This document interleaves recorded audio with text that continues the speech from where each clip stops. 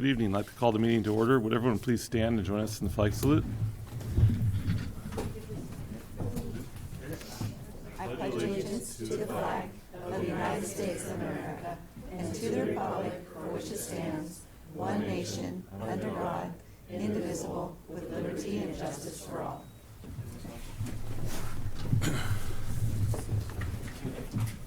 Hi, welcome everyone. Thanks for coming tonight and joining us. I'd like to report out on our closed session, student matter pursuant to Education Code 48918A, student case number 181901. I believe we have a motion. Yes, I move that student number 181901 is in violation of California Education Code section 48900.2. And I further move to approve the stipulated agreement for student number 181901. I second that motion. All right. All in favor? Aye. Okay, thank you. We'll move on to item C3, approval of the minutes. Can I get a motion there? I move to approve the minutes of the meeting of April 9th. I'll second that. All right, any discussion? All in favor? Aye. Aye. Okay, move on to item C4, approval of the agenda and consent agenda. I motion to approve the consent agenda. I second that motion. All right, any discussion? So roll call. Sally? Rahelia, Aye. Jamie, Aye. Andy, Aye. and I'm aye. All right, thank you. Okay, we'll move on to item E, public interest reports, presentations, and recognition. And Diana. Thank you. So tonight I'd like to begin with, on behalf of Carpinteria High School, Principal Corneo would like to recognize Mr. Van Latham and the entire 100th Russell Cup team for a very successful track meet. Over 50 schools participated and many former participants attended to reunite with the past athletes. On behalf of Rincon, Principal Gloger would also like to recognize the Grounds Department for their work every Tuesday morning, keeping the Rincon campus in good shape for our staff and students. At CMS, Principal O'Shea would like to recognize Mary Van Dyke for her tireless efforts in engaging ELD students and supporting their learning. And then at Canalino in the Family School, Principal Pursoon would like to recognize Andrea Edmondson, Krista Munizic, Brianna Dorenzi, Christy Guerrero, Christina Ballas, and Alice Bingham for their work with the special education team this year. Each of these teachers, representing K-5, have welcomed and supported a cluster of students with IEPs in their classrooms, working closely with case managers to differentiate curriculum and support student success. Differentiating on so many levels is challenging, but serves our students well in the least restrictive environment. Their work is much appreciated. At Aliso, Principal Fox would like to recognize Melissa Tremmel and her outstanding team, Ben Serta, Stella Etemunu, and Valerie Perez from the after-school program for their work in preparing our students for the Junior Russell Cup. They, along with parent volunteers Enrique Estrada and Kate School student volunteers, helped our students feel confident and prepared to compete in their first track and field meet. Working together, they set up stations around the track that allowed all students to experience different awards. And then at Summerlin, Principal Fox would like to recognize Ricardo Sanchez from our maintenance department. He helped out the Summerlin staff with a minor emergency after hours. Thank you. All right. We'll move on to your superintendent's report. Okay, I'll continue with appreciation. So today, California honors school bus drivers, recognizing California School Bus Drivers Day. The California Department of Education and the Office of School Transportation would like to congratulate all the school bus drivers who provide exceptional service to the children in California. We would like to recognize Director Michael Littlejohn and the bus drivers Joaquin Martinez, Jose Ochoa, Tammy Moreno, Stacey Butler, and Karen Lebrat. We'd also like to recognize tonight Athletic Director Pat Cooney and Coach Van Latham, the CHS boosters, and all the volunteers for a highly successful 100th celebration of the Russell Cup track and field events last Saturday. Another event that was very successful was the UC Success Night at the high school. Last Wednesday night, UCSB and EOP celebrated 20 Carpinteria High School seniors for their great success with admission to the California universities. Congratulations to Ella Carlton, Catherine Cleek, Brianna DeLira, Victoria Delk, Virginia Frausto, Dexter Gordon, Josephine Gordon, Hara Cabeza, Carla Marin, Yael Martinez, Kendra Quintero, Amy Perez, Lee Pluma, Jessica Avila, Isabel Stute, Angelina Torres, Viviana Torres, and Luis Zamora. We're very proud of all of them. And then we're also proud of our 8th graders at CMS. The CMS students with GPAs 3.8 or higher were hosted for a campus tour and lunch at Cal Poly, and that was sponsored by the California Student Opportunity and Access Program. And then we also would like to acknowledge our library media technicians, Julie Soto, Annette Macias, and Bunny Lesh, for their very successful Battle of the Books. They worked all year to inspire elementary students to read, and their efforts were celebrated at last week's Battle of the Books with more than 120 elementary student readers. Now we want to make sure that you don't miss the art gallery exhibit of our amazing CUSD student art at the new Linda Fairley Carpinteria Art Center in the Charles LeBeau Gallery. It's sponsored by the Carpinteria Women's Club and the Santa Barbara County Alliance for Arts Education. This annual art contest highlights student creativity and artistic expression, and I'm sure you'll all be impressed. Please join us for the reception and awards on April 30th, 6 to 8 p.m. And then another great event is that the high school will host open house in the new science labs Monday, May 6th, 6 to 7 p.m. So please join us for a rat dissection or microscopic photos or decomposing hydrogen peroxide, or you may also turn silver pennies into gold. I'm proud to announce our new staffing. Please join me in welcoming our newest leadership team member, Dr. Carla Curry, who will replace Kirsten Escobedo as the Director of Special Education on July 1st. Kirsten has been promoted to Assistant Superintendent of Special Education in the Santa Barbara County Office of Education, and while we're proud of her, we will definitely miss her. Carla is a resident of Carpinteria and currently serves as a special education principal for the Ventura County Schools Office. She completed her undergraduate degree at the University of North Carolina, Wilmington, and graduate degrees and credentials at San Diego State University and Cal State Northridge. She returned to the University of North Carolina, Wilmington to complete her doctorate in educational leadership.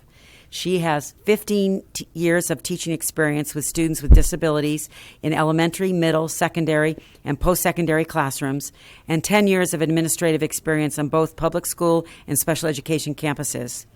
Carla impressed the interview committee with her student-centered approach and vast experience in special education. She's extremely knowledgeable about best practices in special ed programs, and she's committed to building partnerships with parents in serving students with special needs. So we look forward to working with her. And then for Measure U, our contracts for modernization work at the high school, Aliso Elementary School, and Catalino are included in our agenda for tonight for board approval. There will be significant construction activity on those campuses during this summer, and with a tight timeline, contractors will begin mobilization to begin the construction on June 17th. The Measure U team will be presenting the project updates and budgets at the May 14th board meeting. The updates will include information on current estimates and project timelines, as well as the details regarding the summer 2019 work. We're also planning for the purchase of the new furnishings for all the classrooms that are being modernized this summer. Thank you. All right. Thank you. Monica, do we have any public comment not on the agenda? We have a few, but only two that are not related to budget cuts. So the first one will be Jamie Dimon. Okay.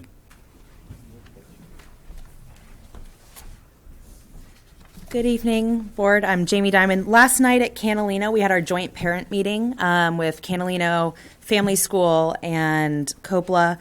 We had Dr. Felicia Song come and speak to us, and the topic was parenting in the age of digital cool. She touched on age-appropriate times and uses for our students with technology, what that ding does to the child's brain, and the positives and negatives of tech in our lives as parents as well. I asked her a question that was inspired by one that Andy had asked several weeks ago after the WASC presentation. At what point does tech in the classroom turn from a positive to a negative? There are some schools in Santa Barbara and California that who, under the initial thought of being eco-friendly and going paperless, have decided to have no textbooks and no paper in the classroom, and everything is on an iPad, and all work. And I asked her, "What do you think about that? How does that work?" And she said, "Well, her response was minimal, as tech for educational use was not her specific area of study, but she offered anecdotal experience as her daughter goes to one of these schools." She said it's become difficult as kids have gotten smarter than the safeguards that are on the iPads. And they'll use non-appropriate apps on them, use them for uses that it wasn't designed for. And the problem turns into, how do you punish or give a consequence? You can't take it away because that is their school. Like that, their school is on that device. So it's become very tricky for some of these schools to learn how to negotiate that. And so I just wanted to bring it up as something that I think is very on point, as we just had this meeting last night and it was brought up before. And I just think it's very good to keep in our minds going forward. Laptops, I think, are a wonderful thing for the kids to use. It's easy, but that's not the entirety of their class. And I just think it's good to be mindful and cautious how much we rely and depend on tech in a classroom. After all, if the power goes out or the server crashes, then what? So I just wanted to put that out there, as a lot of us were at the meeting last night and there was a lot of food for thought and we took a lot in, and it's something that a lot of parents are concerned about, not just in the classroom but at home. And I really appreciated Dr. Song coming in and speaking to us, so I just wanted to relay that with you. Thank you.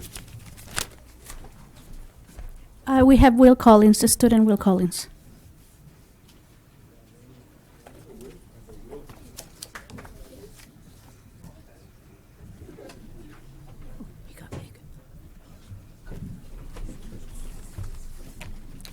Hello everyone, my name is Will Collins and I'm here tonight because I love my weight training class and I don't want to see it go. Mr. Bernars, our weight training teacher, has been a role model for me since I first set foot at Carpi. He's taught us what kind of people to be, how to take care of our bodies, and how to take care of the weight room. This class has made a change in my life and so many others. Please reconsider cutting this class. I put together a petition a couple weeks ago to keep it, and I got 205 signatures from my fellow classmates and teachers. So, yeah, I would love to keep this class. Yeah, that's all I have. Thank you.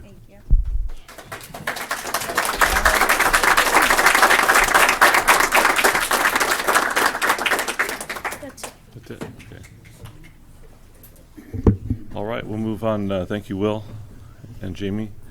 We'll move on to item E4, appointment of 2 committee members to screen the applicants for board membership eligibility and vote to elect on an open special board meeting on May 7th, 2019. Do you have some background there, Diana? Yes. In order to fill a board vacancy, we have several steps that we need to follow. And the next step is we need to identify 2 of our current board members to screen the applicants for eligibility to be a board member.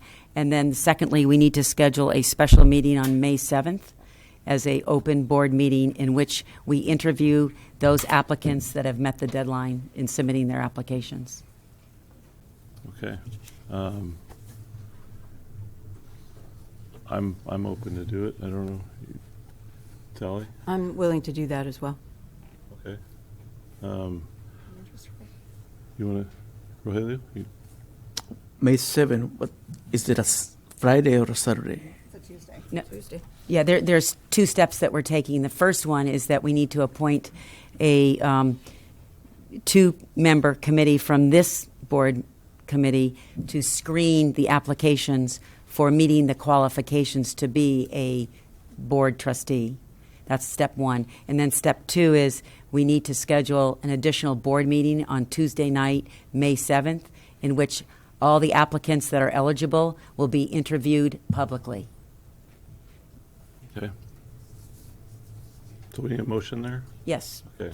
Can I get a motion? I motion to nominate Sally and Andy to form the committee to find us another replacement here on the board. It's just to screen, excuse me. Screen. To screen, because all of you will decide. Yeah, right? we'll all Yeah, decide. yeah. Yeah. Well, Okay. Can I get a second there? Can I second it? You can second it. I second it. All right. Discussion? All right. All in favor? Aye. Aye. All right. And then we'll move on to F. Excuse me, we have to make a motion to approve adding a special meeting the on May meeting. 7th. Okay. So can I get a motion to add the special meeting on May 7th? I move to have a special board meeting on May 7th, 2019. I'll second that. All right. All those in favor? Any discussion? No. No. All those in favor? Aye. Aye. Thank you. Okay. Now we'll move on to board policies. F, Administrative Regulation 1220, Citizen Advisory Committees, Community Relations, first reading. So we have 4 new board policies that are required to be updated according to the California School Boards Association. They send us the policies every year. They send us a list of the policies that are outdated. These are sorely outdated, so we're now in the process of going through and updating our policies for 1220 admin reg, the home and hospital instruction, and there's 2 bylaws for the board. So the first one is regarding citizen advisory committees and community relations. And you'll notice that we have the CSBA sample board policy that is recommended. And the changes in our older board policy, or our current one, it was adopted in 2009. It has several outdated ed codes and regulations incorporated in their policy. So those those do not apply any longer, and so we need to update our policy, and I recommend that you approve the CSBA policy. Okay, so that's the recommendation. Can I get a motion to approve that first reading? I move to approve the CSBA Citizen Advisory Committee reading. AR 1220? AR 1220, yes. Sorry. Okay, can I get a second? I'll second that. All right, any discussion? All in favor? Aye. Aye. Aye. Okay, item F2 is Administrative Regulation 6183, Home and Hospital Instruction, first reading. Yes, since our policy was approved in 2005, the Ed Code has changed the regulations regarding home hospital instruction. Specifically, the Ed Code now requires that a teacher providing home hospital instruction is licensed, is a licensed, valid California teaching credential. So that's one change. The second change is that in the Ed Code, they now define what a temporary disability is, what it means in order to qualify for a home hospital. So those 2 changes need to be reflected in our updated policy. Okay. Can I get a motion to approve? I move to approve the first reading of AR 6183, Home and Hospital Instruction. Second. All right, any discussion? All those in favor? Aye. Aye. Okay, move on to item F3, Board Bylaw 9322, Agenda Meeting Materials, first reading. Again, this needs to be updated to reflect the current law about the electronic posting of the agenda. That's it's a small change, but there's specific requirements when you post your agenda electronically, and that needs to be included in our updated policy. And the last time this board bylaw was updated was 2013, so it's out of date and not accurate, actually. I think that's just a matter of course, right? Yes, I think so. Okay, can I get a motion to approve? I move to approve the first reading of BB 9322, Agenda Meeting Materials. I'll second that. All right, any discussion? All those in favor? Aye. Aye. And the Okay. last policy for tonight, oh, go ahead, I'm sorry. I was Jumping the moving gun. right along. Okay, F4, Board Bylaw 9324, Minutes and Recordings, first reading. So this last policy was approved in 2009, and since then, the Ed Code has updated the requirement of specifically identifying what needs to be incorporated in the minutes for a board meeting. So board meeting minutes have been specifically laid out with 6 items that need to be in those minutes. So that's what the updated policy includes. Great. Can I get a motion? I move to approve the first reading of BB 9324, minutes and recordings. Second that. All right, any discussion? All those in favor? Aye. Okay, Thank you. move on to H, warrants, and being asked to approve warrants this, for the period of April 5th through the 19th in the amount of $3,109,539.66. Can I get a motion? I motion to approve the warrants from April 5th through April 19th of 2019. I second that motion. All right, any discussion? All those in favor? Aye. Okay, we have a bunch of gifts this week and donations.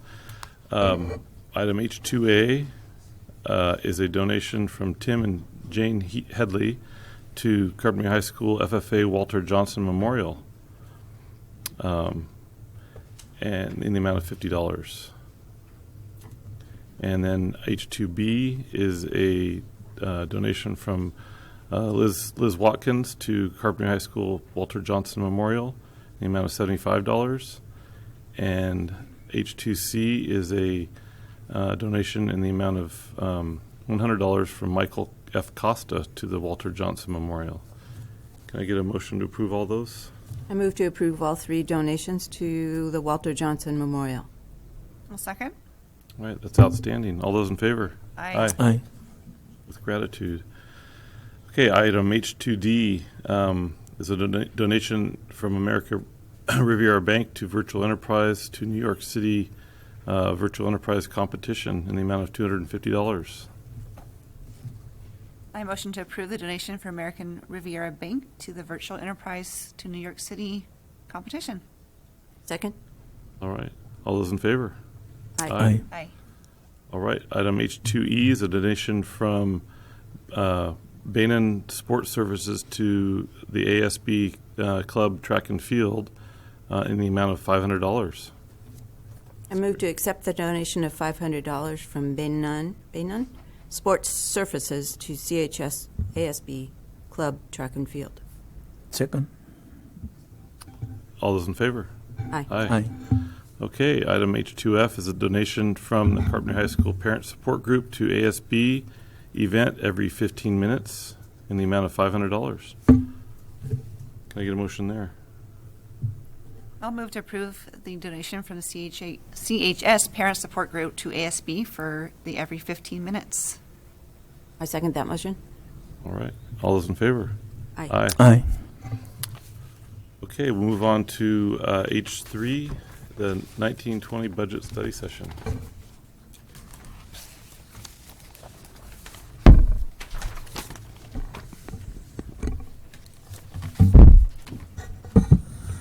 Okay, so we've done this a few times already, so I'm not going to go through these cover slides. They are the same that we've talked about: our mission, our core values, the district goals, our core budgeting principles, the budget process and timeline, the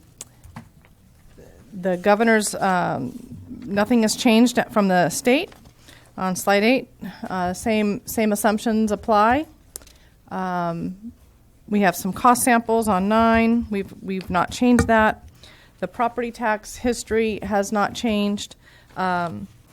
We did receive, after the publication of this, our property taxes for P2 in the current year, and they are within $20,000 of the projection, so they're right in line with what we're anticipating. So that's not changed here because it did not come in time for the slide.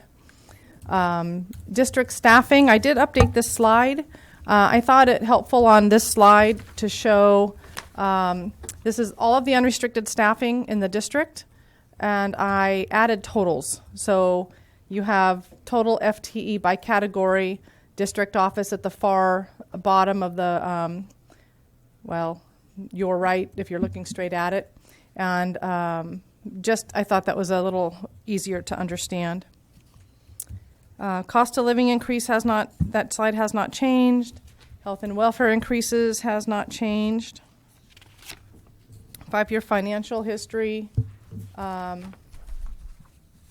pensions hasn't changed. 5-year financial history has not changed since the April 9th presentation. Unrestricted and total general fund slides. The basic aid, welfare, health and welfare, and the fiscal report hasn't changed. Revenue summary hasn't changed, but I might just review again. Pie charts sometimes are very good visuals. And so the light green in this chart are our property taxes. We do have a small minimum stated guarantee under LCFF. Blue is federal, the goldenrod is state, and then the local revenues are defined. You can see the majority is property taxes. The numbers in this slide have not changed. This is the 18-19 second interim information. And again, the blue majority portion of the slide are salary and benefits. The orange is books and supplies. The gray is services and operating expenses. And the little sliver of goldenrod is other outgo. And then the following slide on page 21 shows the categories that these the function categories that the expenditures apply to. And just for reference, on slide 22, it defines what's in those colors. So that's sometimes a really good way to visually understand where our money is going. Slide 23, our 5-year financial history with special education. This has not changed. These numbers are the same. And we start with, on slide 24, our 1920 budget assumptions. And this is where we do have some changes. So as I develop the 1920 budget and as I'm working on the 1819 estimated actuals and where we are in the year, we get more finite numbers. And this slide has a few changes in it. The very minor, the one-time discretionary money of $384, the $411 has just changed by a couple of dollars. And the one-time Thomas Fire, I think it was a couple of dollars different also. It was a rounding. The line that's been added here is local reduced local revenue, Baylor tenant rent. We do have one rental vacant on the Baylor property. That tenant left a few months ago, and it's not anticipated that we'll have them occupy that building since the property is looking to be sold. So, can just for everyone who's here's edification, can you explain why the revenue from that one-time workman's comp rebate is being, why we're counting that as a expenditure in the succeeding years? So we talked about this at the April 9th meeting. The one-time, and this is in the blue at the top, where it says one-time SIPE parenthesis work comp JPA, that's what SIPE is, rebate of $306,482. That is a rebate that we received from workers' comp. The workers' comp JPA executive board determined that they had excessive fund balance that they've been holding for years, and they had to start redistributing it. And that's one-time money. We're getting it in the 18-19 year, and that is being applied on this slide to the 18-19 revenues. And because it's one time, for 1920, it doesn't get to count as a revenue again. It only counts once. So when you roll the balance forward and that has one-time money in it, you'll see all of the one-time monies, and there's 3 different sets of one-time monies, all have to come back out of that revenue total because we don't have that coming in again. So that SIPE money is the same as the other two. We've already accounted for in the $21,083,049 at the top. We've already accounted for in that number the one-time discretionary funding of $384,411 and the one-time Thomas Fire claim money. So we're adding this one-time money that just came in the last couple of weeks. Thanks. So we're reducing the local revenue by the rent income from the Baylor properties. We are also, and this has been on the slides, special education contributes, has a contribution from the unrestricted general fund of about $3.5 million. And of that, we're increasing the 232 in order to add 2 additional SPED teachers for compliance and for caseload requirements. Just for some context, special education, state and property tax funding only covers 20 to 25% of the revenue to cover special education. The rest has to come, it's mandated to come out of the unrestricted general fund. And below that, in the box, in the red box, it says contribution to RRMA. It's defined down below. It's the restricted routine maintenance account. That's also required by education code. If you receive one state dollar or you have bond funds, a bond proceeds, you must set aside 3% of your unrestricted general fund into routine maintenance. We are below that 3% because there's a provision that lets you transfer 1415's amount or 3%, whichever's less. So this is also an ed code requirement. Those are the only two programs that take the unrestricted dollars into the restricted fund. Total unrestricted revenues projected for 1920 is $21.4 million. There's also some updates to the expenditure side of budget drivers. Step and column has remained the same. However, the health and welfare increases for 1920 are in and set, and those increases are approximately a 2.04 overall. It's a 1.9 to health and welfare, and then the dental orthodontic received an increase, and we're going to go over that tomorrow afternoon in the budget and the benefits committee. That cost has gone down from the original projection of 3.5%. The pension increases have not changed. We're still anticipating those increases. Those rates are set. Utility increases, we're still anticipating a 5% increase. An update to this slide is in property and liability. The property and liability increase came in, I believe it was Thursday of last week, significantly higher than I anticipated. It was kind of a blow to everybody. It was due to the disaster claims and the high cost of not just the damages, but there were several within the JPA pool of CISC. There were some other litigated claims that were very high, and that drove everybody's premiums up. So it went up $57,000. That's about $49,000 more than I anticipated. So it kind of offset the health and welfare. Those two kind of counterbalanced each other. So we're looking at a total budget driver increase of $579,019. Page 26 just does some rationale from prior year adjustments. Page 27 has been updated to reflect the unrestricted budget driver that I just presented, as well as the an updated reduction for targeted reductions based on a scenario 4 I'm going to cover later, and that amount is $809,132. We've presented a lot of different numbers over the reiterations of this presentation. The last was, I think, $1.1 million. This is now $809,000. Projected total expenditures of $21.5. I will say again, and I'll keep making this point, that none of these numbers for expenditures include salary increases, and we have to consider that. So the decisions that we're making are all with the intent that we are going to give raises. So we have to consider that, and that's what it's noted on this slide. On page 28, it puts it all together.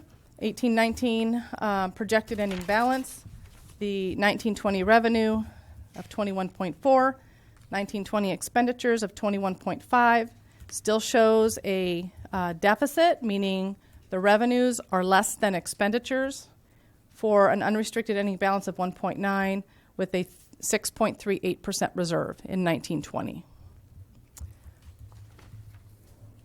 So I'm going to get into some of the scenarios now. It's a little bit different format. And remember that and I'll get to it when I get to the scenario 4. Scenario 4 is what I built the budget assumptions on, the reductions. But I will show you, we have a couple of different scenarios here. So starting on page 30, it shows an updated reduction, and this is with an updated 1920 based on what I just explained. 2021 and 21-22, an updated reserves in 1920 of, this is with no reductions, of 3.59.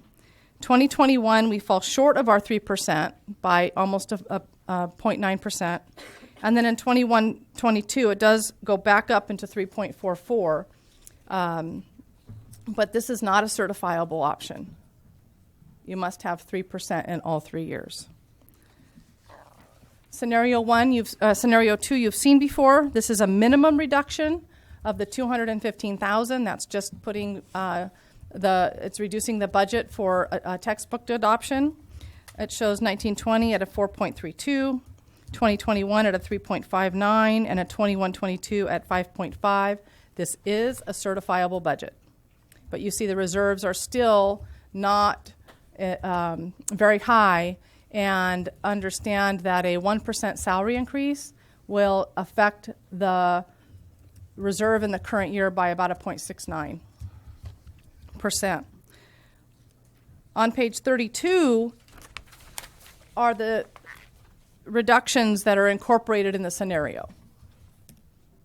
So that's kind of the format that we're going to be following. You'll see the multi-year, you'll see what's included in that multi-year scenario. Scenario 3 is a scenario we presented on April 9th. It's reductions of $737,594. It shows a 6.13, a 7.05, and a 10.61 reserve in those 3 years. These reductions are reflected on page 34. All of these that we've discussed and seen before.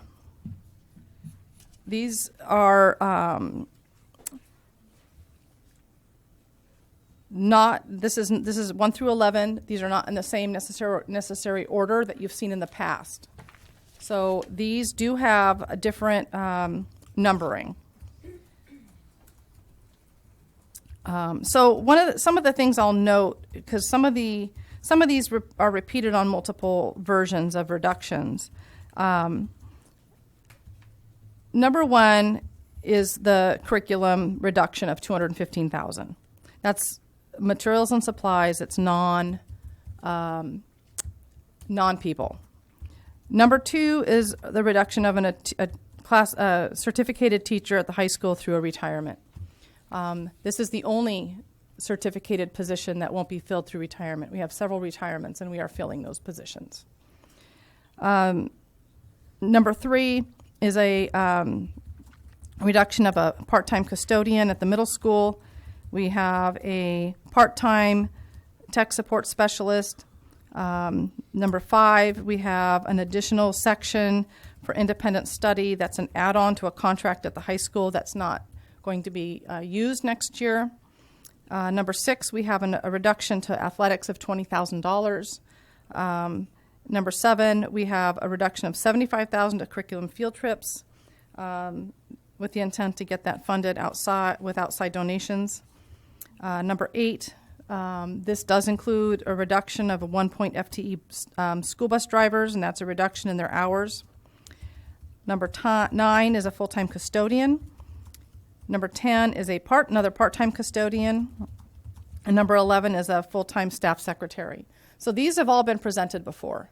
And this is not what was incorporated in the budget I just reviewed for the assumptions.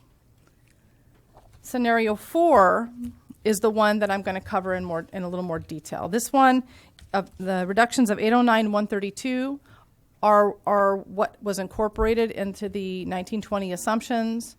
And this is the scenario that we are recommending as management. This shows a 6.38, a 7.53, and 11.32 through the 3 years. And these reductions include the one-time curriculum expense, and these are on page 36, the reduction to athletics. Number 3, the $75,000 for field trips, the classroom teacher through a retirement, the .2 section of additional section added that's going to be not reassigned. Number 6 is a 1 FTE library media tech that will not be filled through attrition. It's a retirement that we will not fill. Number 7 is a part-time tech support specialist. Number 8 is a reduction of a .5 library media tech at the high school. Number 9 is a full-time custodian reduction. Number 10 is a part-time custodian reduction. Number 11 is a part-time custodian, so there's 2 part-time and 1 full-time custodian in this recommendation. Number 12 is a new recommendation of reducing 9 of 26 aides, not TKK or combo classes, to .5. So it's taking those that are over .5 and reducing them to .5. So they are not being eliminated. And number 13 is reduction of a secretary down to a half-time. School bus drivers are not on this list. The last scenario on number 5 is what was presented also at the last board meeting of $1.1 million. This shows a 7.48, a 9.63, and a 14.42% reserve. And the reductions tied to that $1 million is on the back page. This has been presented a couple of times, so I'm not going to go through the full list. But I will say the budget has been built on scenario 4. These are the recommended reductions. Okay. Monica, do we have public comment on this topic? Yes, we do. Okay. We have a few. So we're going to start with Cynthia Crutzen.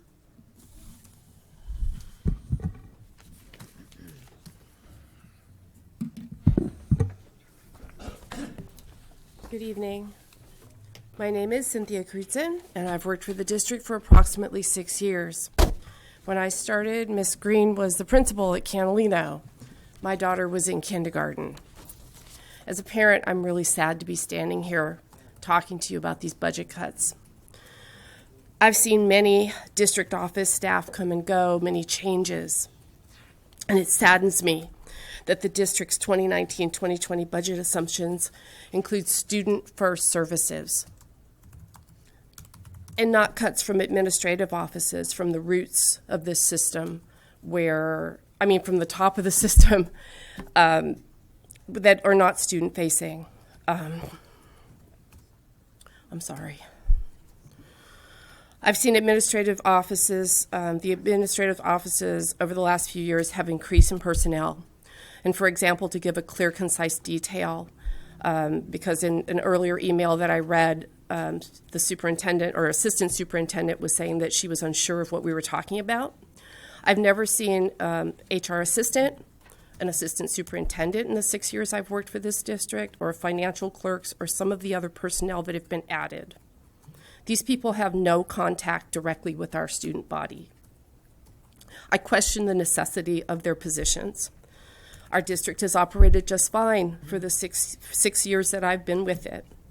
Because we are a small district, I don't think that this is too far-fetched an idea, especially since we have reduced school staff last year with some of the aides and assistant PE at the high school, and she's gone now. I invite those of you that have proposed these budget cuts to come and meet our students and walk in our shoes and see what we do on a daily basis. Our classroom aides, which is where I started out in my daughter's second grade classroom as a volunteer, are supporting our students when our teachers have maybe at least 30 students to teach. Our high school secretary is there for everything that walks through that door with our students. If our students are sick, if they need help with something, she calls their parents. She's bilingual. She's awesome. She knows everybody. Our school libraries are a place of literacy for our young children. And our high school students, the ones that you see here, utilize that library every single day. Miss Bradley, our librarian, has made it an amazing place to be. They come there, they relax, they study, they ask questions, they get help, they get support.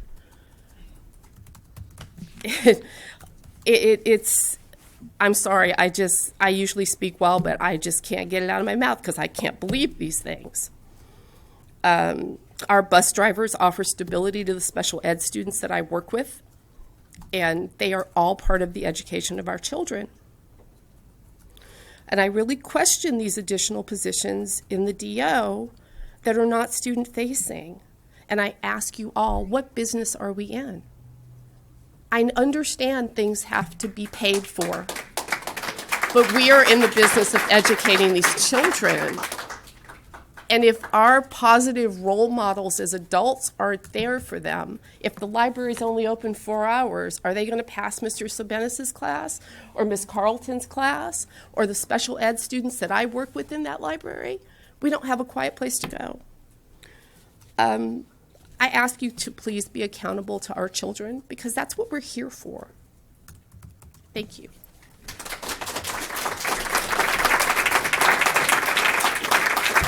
Next, we have Vicky Gonzalez.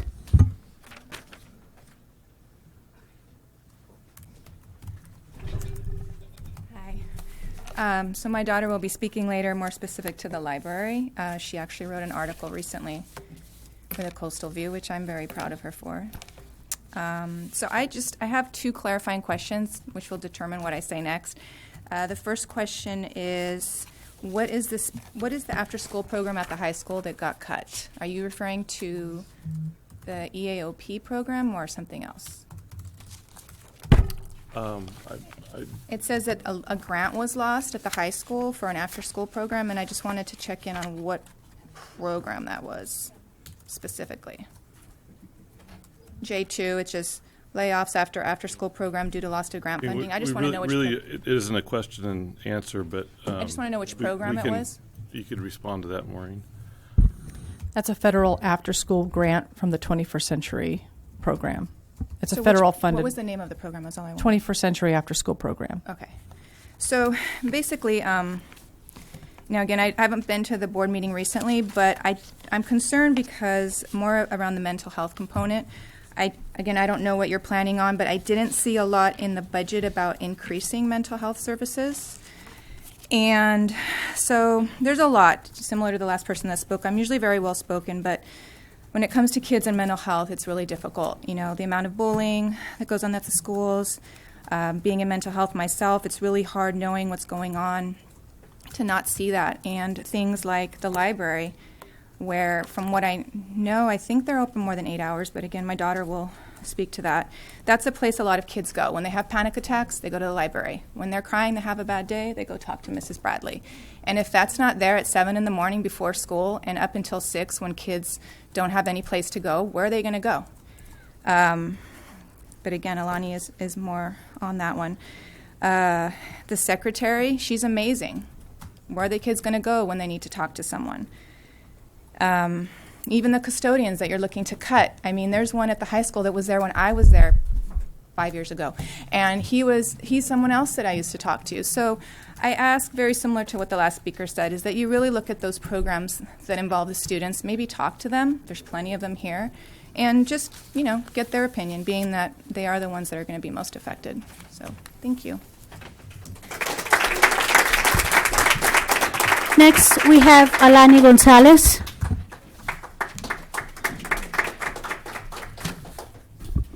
Hi, my name is Alani Gonzalez, as just introduced, and I'm a senior at Carpinteria High School.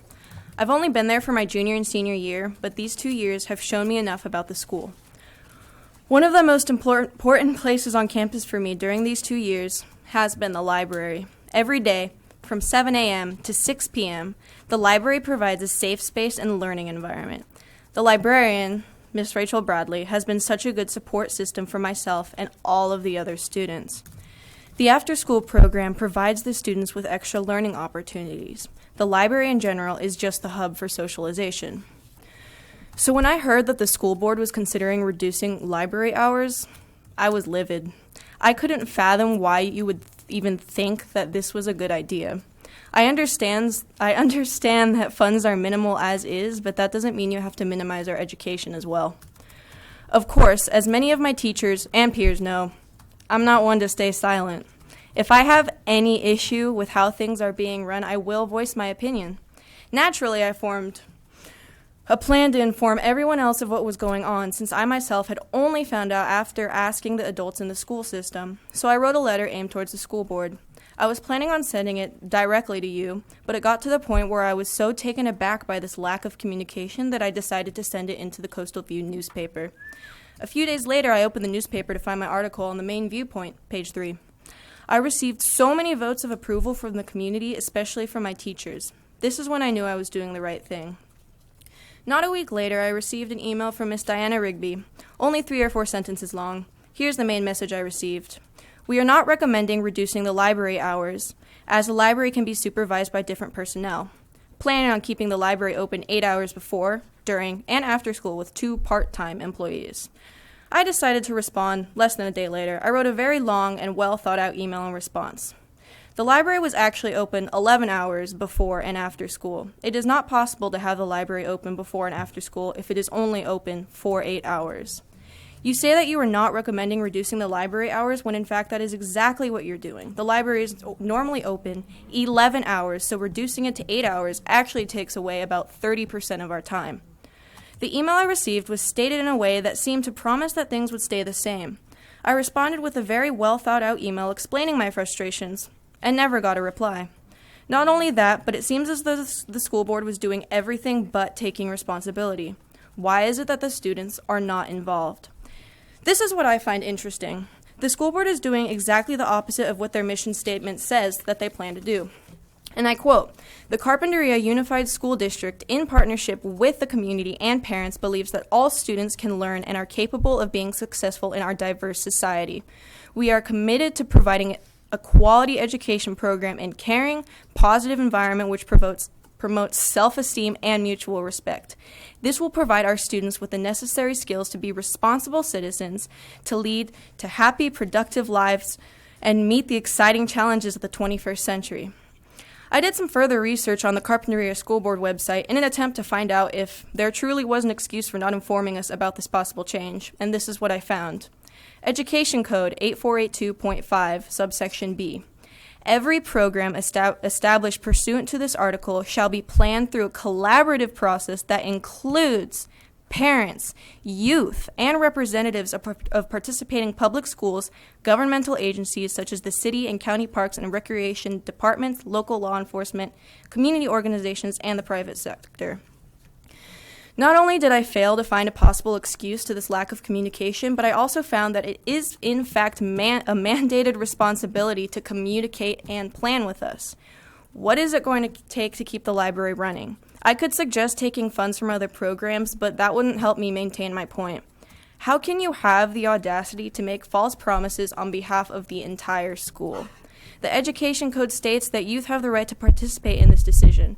How do you expect to uphold that promise if you can't even communicate with us in the first place? All I have seen is how you can hide behind newsletters and online updates instead of communicating with us face to face. Why is it that you can't tell the students that you're willing to cut our education in person? I know that you're aware of how extremely unacceptable this lack of communication is, and yet you feel the need to only inform me through a poorly written email. How important is my education? I know it's vital to me and every other student and teacher on campus, but it seems as though the school board thinks otherwise. So for the last time, save our education.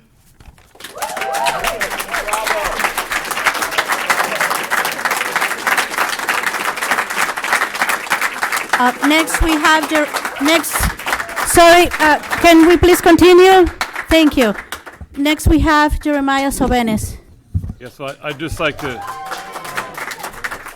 So, Mr. Sobenes, before you start, I would like to remind everyone who's speaking to be respectful. We're not making personal attacks. State your opinion, okay? Just like you would in the classroom. I'm a little bit put out by that remark. I don't know if I've ever given you reason to caution me that way. It wasn't directed at you specifically. Okay. Begin. Hello, Dana, board, and other members that I haven't had the opportunity to meet yet. I just want to thank you for your budget. We've heard it before, but I just want to thank you so much for not saying insolvent. It's an old running joke that many of the members here will understand. So thank you. I'm here to speak on behalf of our support staff, our librarians, our custodians, and our secretaries. So when I was thinking about this, I thought, it'd be a good idea to ask the students how they feel. So I did a, informal survey. I asked about 25 students who the superintendent was. 25% of them could accurately identify Ms. Rigby as the superintendent, all of which were seniors. And I thank Jean Bisson for that, for making the seniors come and watch the school board meetings, because I think that's a valuable community lesson. Nobody knew the assistant superintendent. School board members, again, about 25% of the students could identify at least one of the school board members. And most of those were juniors, and most of them still didn't correctly identify by name, but they mentioned Olivia's dad. So that was kind of cute. 50% of the students could identify one of the custodians by name. I thought that was telling. About 80% of our students could identify the librarian by name and had something positive to say.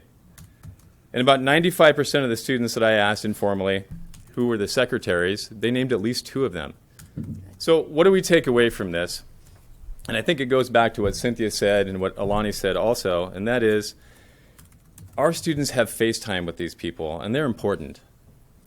I know what you do is very important, but the people who have direct contact with our students on a daily basis are our custodians, our librarians, and our secretaries. They're who they see, they're who they trust, who they rely on, and I think we need to recognize that and protect their jobs.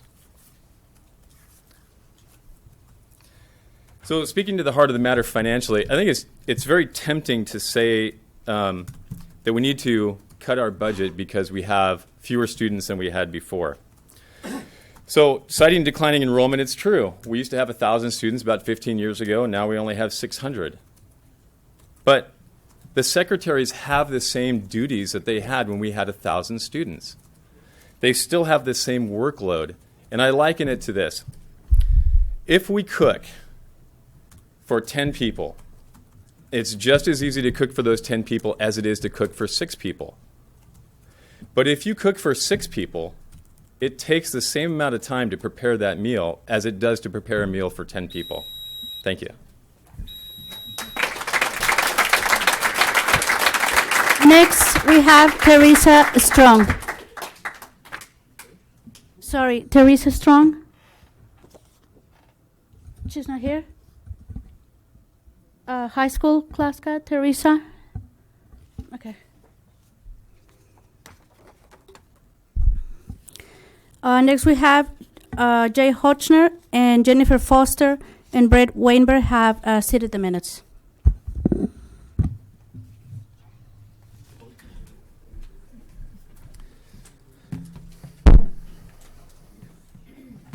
So, Mr. Hochner, before you start, please, yes.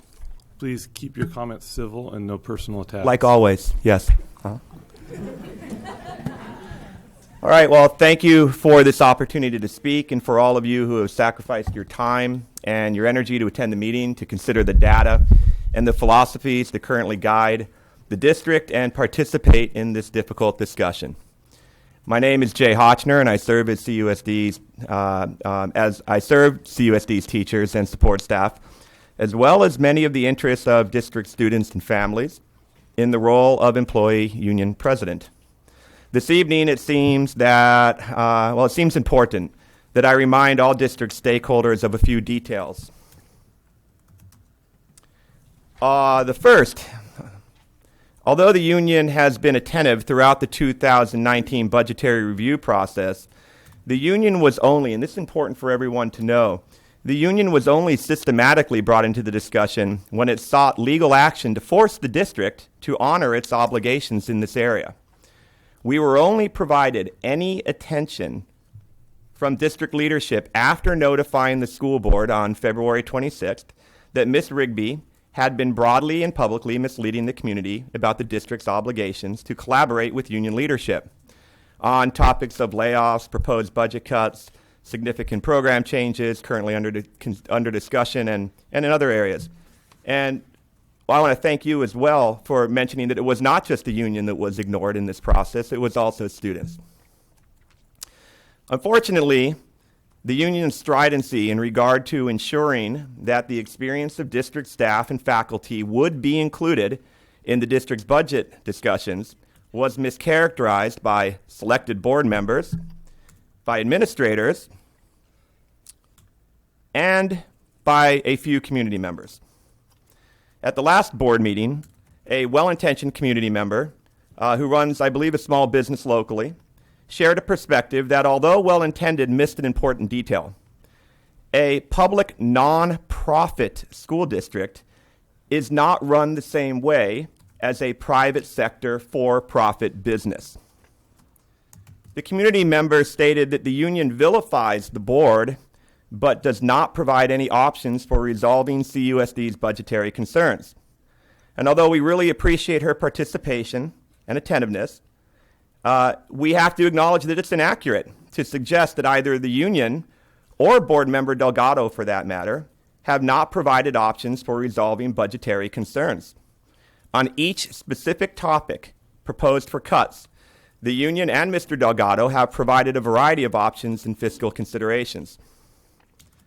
Although the union is agendized to discuss the budget and the superintendent's proposed cuts later in the evening, we wanted to share some of what we have already shared behind closed doors with district leadership, since we demanded entry into the conversation. Out of respect for the time of those in attendance, we felt we might be able to provide a lens on the larger statement we'll be making later this evening. Before stepping down, I'm compelled to mention just one or two considerations that are related to the upcoming budget discussions, and which are really pertinent to the topics addressed by a few of our speakers already, and by some more that you'll hear from shortly. These board members are correct when they say that CUSD is a basic aid district. We get our money from both state funds and categorical funds, but we really get our big chunk of money from taxes, local property taxes. We are not an ADA district, which you reminded the public of over time, which is an average daily attendance district that receives funds on an average daily count of students in their seats. The board is also correct when it tells the community that CUSD is different than other basic aid districts. This is why CAUS has reminded CUSD that the very data that they use to justify the maintenance of exorbitantly high reserve balances is actually the justification for why CUSD need to reconsider its philosophies around ending reserve balances differently. While CUSD tells everyone that we are not like any other basic aid district, it seems committed to a dynamic where we are in competition with the exceptionally high reserves that our more affluent neighbors maintain. These districts do not maintain such high reserves because they're required to by the state. The state only requires 3%. The state mandates a 3% reserve, knowing that this historic number has provided sufficient cushion for districts across the state to deal with potential future crises and challenges. That's not why they maintain such high reserves. Our affluent neighbors, like Cold Spring or Montecito Union and there are others, simply cannot spend all the money they bring in from property tax revenues fast enough. This is not an issue in CUSD. And to compare these districts with ours and suggest that we should be matching their reserve balances is fictitious. It is like comparing apples and oranges, except it's really not like comparing apples and oranges. It's more like comparing apples and broccoli. You eat them both, but they're different, and we know it. In the same vein as statements like CUSD is different, district leadership and the community of Carpinteria need to consider our challenges differently our philosophies differently, how we deal with our problems differently.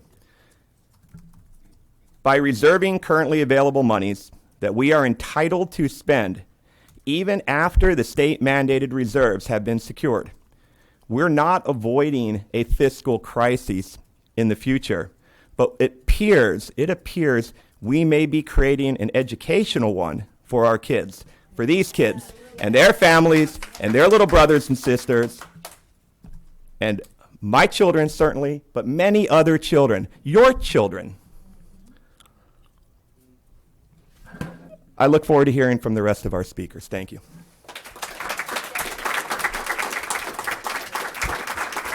Next, we have Christina Balas and Pat Guarnero and Sarah Rocklister have seated the time.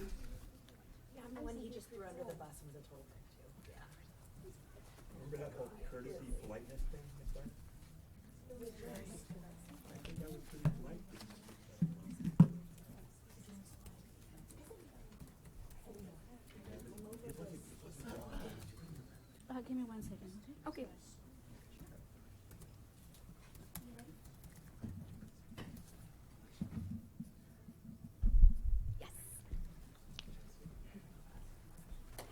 Good evening. My name is Christina Ballas. This is my 4th year teaching in this district, 12th year teaching overall. Out of all of the districts I've worked in, Carpinteria has always been a shining example of close community involvement and educators that take pride in their jobs and put all of the extra effort into their students. I'm here today to discuss some of the budget cuts presented by our district. The first issue I would like to discuss is health and safety. The district is proposing to cut 3 custodial positions in this district. These cuts will affect Canalino, Aliso, Summerland, the middle school, and the high school. Already, we have half the custodians per student population as other districts in our area. Other districts in our area are taking the time to clean their classrooms and campuses and keep them safe for our students. We are choosing to cut in the area of health and wellness. This is curious to me, especially since our district is already under the eye of the county health inspectors. We have already failed multiple health inspections, and in at least one instance, the health inspectors came out to inspect, failed us, came out again, and still we failed. At that point, the district had to use an outside contractor to resolve the unsanitary conditions at a very expensive rate. Aren't we in a budget crisis? Can we afford to be spending the money on outside contractors? Will we be able to afford for the county to keep coming back and inspecting us if we are not going to have the custodial staff to keep our campuses up to their high standards? It seems as though reducing our custodial staff would only lead to more unsanitary conditions, which is a travesty for the district's pocketbook and, most importantly, for our students. Already, our custodians are stretched thin and overburdened with cleaning up constant messes made by students, on top of their already, tax schedules and duties. This year, there has been issue with the district not providing subs for our custodians, and the unemptied trash cans and the unvacuumed floors have been downright disgusting to walk into first thing in the morning. Our classrooms are old, they're musty, they're smelly to begin with, and the stench of spoiled food and the sight of dirty floors is just gross. Parents, would you want to work in an environment like that? Do you want your children learning in an environment like that? All elementary schools will be directly impacted by these cuts. Aliso's custodians will be stretched to cover Summerland's. Canalino's custodians will spend more time at the high school. The middle school will have reduced hours, as will the high school. This will lead to less time for cleaning and dirtier places for our students to learn. I cannot tell you how easy it is for a student to sit and play with a piece of grass on the carpet rather than to listen to the teacher try to teach them important learnings. Our students have enough trouble learning as it is.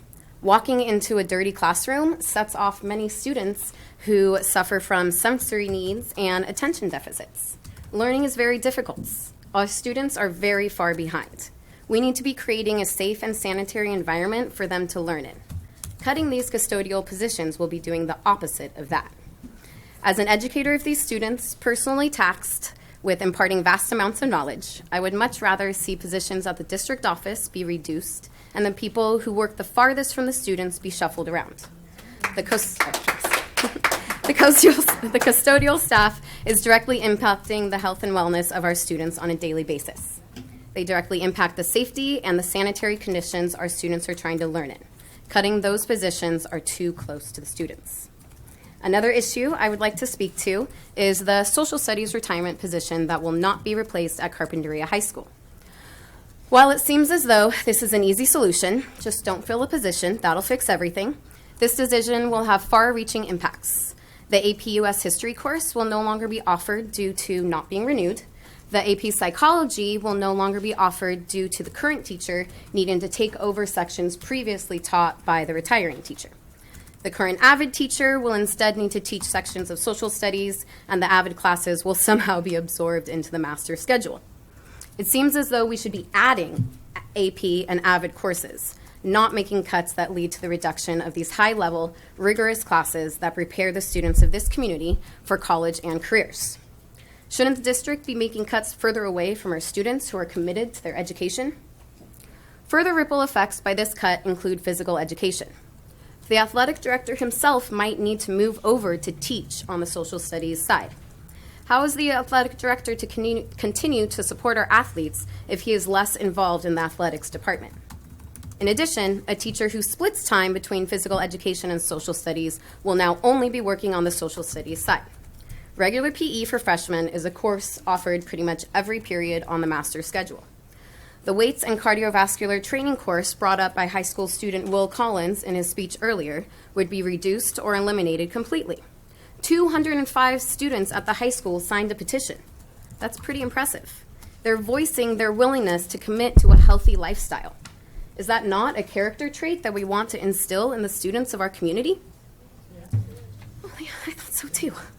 Health and wellness is a lifelong learning skill that we teach as well. This district is on its way to failing our students on this front. The high school used to offer a Fitness for Life course as well as a class in personal dynamics. However, both of these have been reduced in the last 2 to 5 years. The elimination of these weight training classes and physical education classes that are at a higher level are only adding to the reduction of opportunities our students have to maintain a healthy lifestyle. The elimination of these courses lead to more upperclassmen opting out of PE. They are, rightfully so, not interested in taking the freshman PE courses that are offered every single period. This directly impacts the students and families that face poverty in our district, as the PE courses at the high school give them one avenue for choosing to develop a healthy lifestyle. Instead of offering our students opportunities to set a strong, healthy foundation for themselves, we are leading our students to opt out of health and fitness. This is incredibly alarming as we see continued health problems caused by obesity and sedentary lifestyles.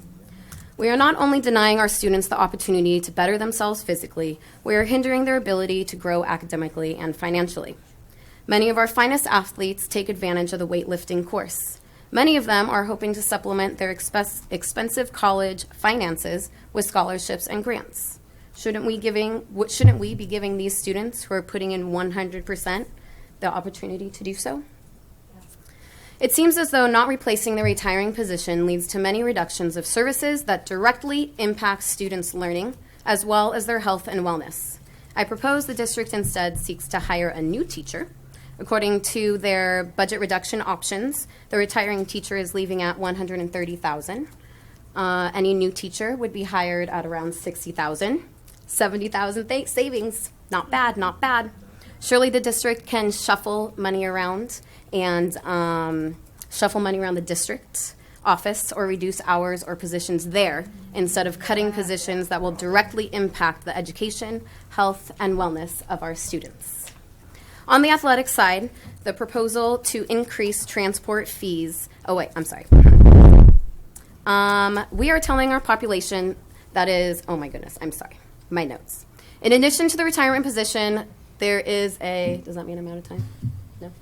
In addition to the retirement position, the $20,000 cut from the athletics department will also cause financial and health hardships to our students and their families. To make up for this cut, the athletics department might be forced to increase transport fees from $75 per sport to $95 per sport. They will also agree to a 10% reduction in travel across the board. The athletics program will no longer travel further than 75 miles except for CIF level type events.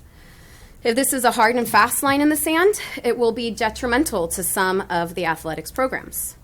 While this reduction of travel will cover the $20,000 cuts, it is still a difficult pill to swallow for the families in our community. It clearly and directly affects the students and families who are struggling to participate in the athletics department. We are, again, telling our socioeconomically challenged population that they will need to pay more for the athletics program. Thank you very much. Next one, we have Meredith Parton and Julie Hathaway and Julie Soto have seat at the time. I may not need all the time, but thank you. Very kind. Thanks. Yeah, just about. Good evening. My name's Meredith Parton. It's been my honor to be both a student and a teacher in this district. I choose to be an educator because I want to help create lifelong learners who engage in critical thinking and pursue excellence academically and socially. To this end, it is distressing to hear about proposed cuts to library staff at the bookends of our students' educational experience. A library is a symbol of literacy, knowledge, and curiosity. Librarians, in turn, serve as gatekeepers for exploration and learning in conjunction with the classroom teacher. At the high school level, librarians provide students with the tools to develop sophisticated research and inquiry skills that will serve them well into the future in both college and career aspirations. Students deserve access to these services. To reduce library access by either splitting librarians between sites or reducing hours is to send a message to our students and families that literacy is not as important as it has been in the past, nor is it a priority in this district. If the goal is to instill a culture that prides itself in knowledge, literacy, and curiosity, it must be supported actively by having libraries that are fully operational at the hands of skilled librarians. Unfortunately, libraries are not the only area that will be affected by these proposed cuts. The middle school community has already felt the negative effects of losing an additional secretary at our site, and I can only anticipate the same issues of an understaffed office at the high school. To that end, I might ask, how many have called a school site or facility to get answering machines in the middle of the school day? How many have come to collect or drop a student off to a site and had to wait before understaffed secretaries could provide service? How many of you have gone to collect homework, supplies, or drop off forms only to leave without accomplishing your goal because the office was simply too overwhelmed to help? How many of you have visited a school site to witness our secretaries supporting the disciplinary needs of administration that are clearly above and beyond their job duties? Finally, what happens in the case of an emergency when the office of a school site is understaffed and already stressed? How does this create a safe environment for our students, our staff, and of course, our community members? Facilitating learning and creating connections between families and schools seem like a given for any school district, yet it seems clear that the very things this district claims to value are only as good as the numbers they can maintain. I hope I'm wrong in my assertions, but as we all know, actions speak louder than words. Thank you.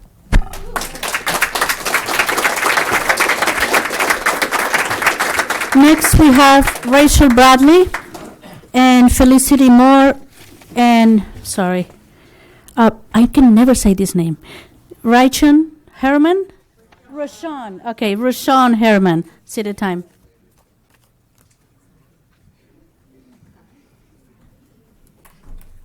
I have two things I'm going to do tonight.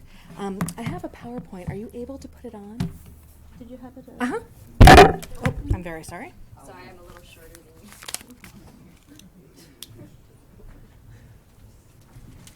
And while that's happening, I also have a letter I want to read that was written by Sylvia Garcia, who's one of the high school secretaries.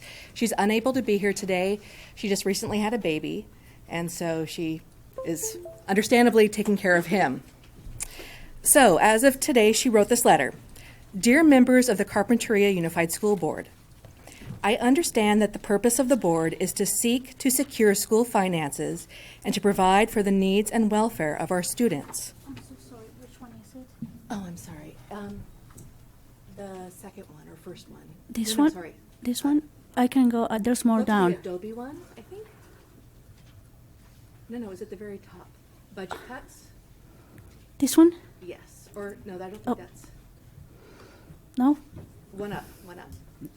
This one? Yes. There Okay. it is. Thank you. This? Okay. And Okay, I'm very sorry. So, to provide for the needs and welfare of our students. I do not believe that the cuts you are considering for Carpinteria High School meets these needs. On the contrary, you are taking away from our students by not replacing teachers, cutting library hours, sharing maintenance with other schools, and also considering reducing the administrative staff of which I am a part. You cannot compare the needs of high school students with those of grade school students. The high school is responsible for 600 plus students, monitoring their attendance, enrollment, their sports and special events participations, off-site excursions, any other on-site event. Grade school children report to one classroom and one teacher.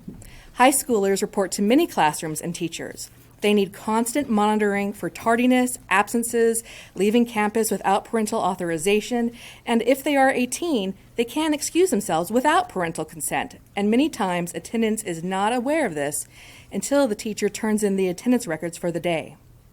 Then there are the many, many calls from parents on a daily basis responding to unexcused absences or reporting excused absences or excusing their child from school due to off-site appointments.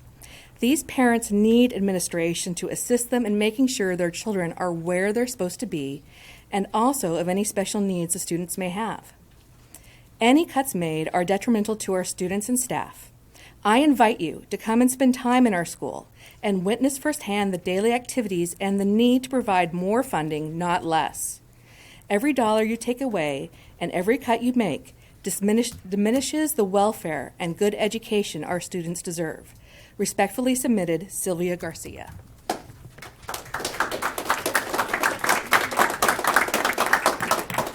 All right, so I told her I'd read that for her. And now what I would like to present. So I was looking, and I do understand sometimes that we do need to have some cuts. And so I was looking through what we had recommended, and I kind of came up with this slide. So I'm sorry, Monica, which button do I push? Oh, I'm sorry. Okay, thank you. All right, perfect. So here we go. How can the Carpinteria Unified School District make budget cuts that do not overtly hurt our students? So, cuts. The district has proposed several cuts, and I'm including these ones especially. The $215,000 one-time curriculum spending. Unfortunately, the $130,000 classroom teacher by attrition. The $75,000 in K-8 field trips, which should hopefully be made up by donations and fundraising. The $20,000 for the additional CHS section that is no longer needed, and the $20,000 cut in CHS sports. If we have to make cuts, I feel that these are probably the easiest to make or have the least harmful effect on our students as a population. And that total amount would be $461,249. So, with just making these cuts, our school district will more than exceed the state's mandated 3% balance for 3 years out, just by these cuts. With further information, I know you just stated this recently, but the district just received that $309,000 payment from the JSA. So if we take that together with the cuts and that extra money, we have this one-time amount of $770,000. So when we look at our budget right now, there's only 1 year that we're below the 3%, and that's 2 years out, basically. With this $300,000, we'd already have hit at least 3%, but with this one-time money, it bumps that up even further. So solutions or recommendations. So the CUSD board has been stating generally that they want to cut between $800,000 and $1.1 million from our school budget. But if they follow this plan and just cut the ones I've mentioned, all our services currently on the chopping block will be saved. We'll still have all of our aides. We'll still have our libraries. We'll still have our bus drivers. We'll still have our custodians. Everything that we need to have a basic, strong school district will be maintained. And our students would benefit from this. We'll have our full-time library media techs at Aliso, Canalino, the middle school, and the high school. There will be no cuts to the elementary school aides and technical support staff. There'll be no cuts to bus drivers or our custodians. There would be no reduction for the CHS secretarial staff. So how these people help our school district? In the elementary library school, there would be both a librarian at Canalino and Aliso. This way, the librarians could hold the battle of the books. We were just talking about that recently, how we had this wonderful event. If you have one librarian split between two campuses, it would be nearly impossible for that one person to effectively hold this event. That takes so much planning and time and effort. If they wanted to maintain a library, keep it neat, keep it tidy, they would have no time for any other event. Libraries are huge messes once the class walks through there. Kids put books back in weird places. We all know this. We were kids ourselves. All right, so there would still be book fairs. There could keep weekly library time. Kids could come to the library and be read to. They would be exposed to new material, new ideas, new places. They could exchange their books.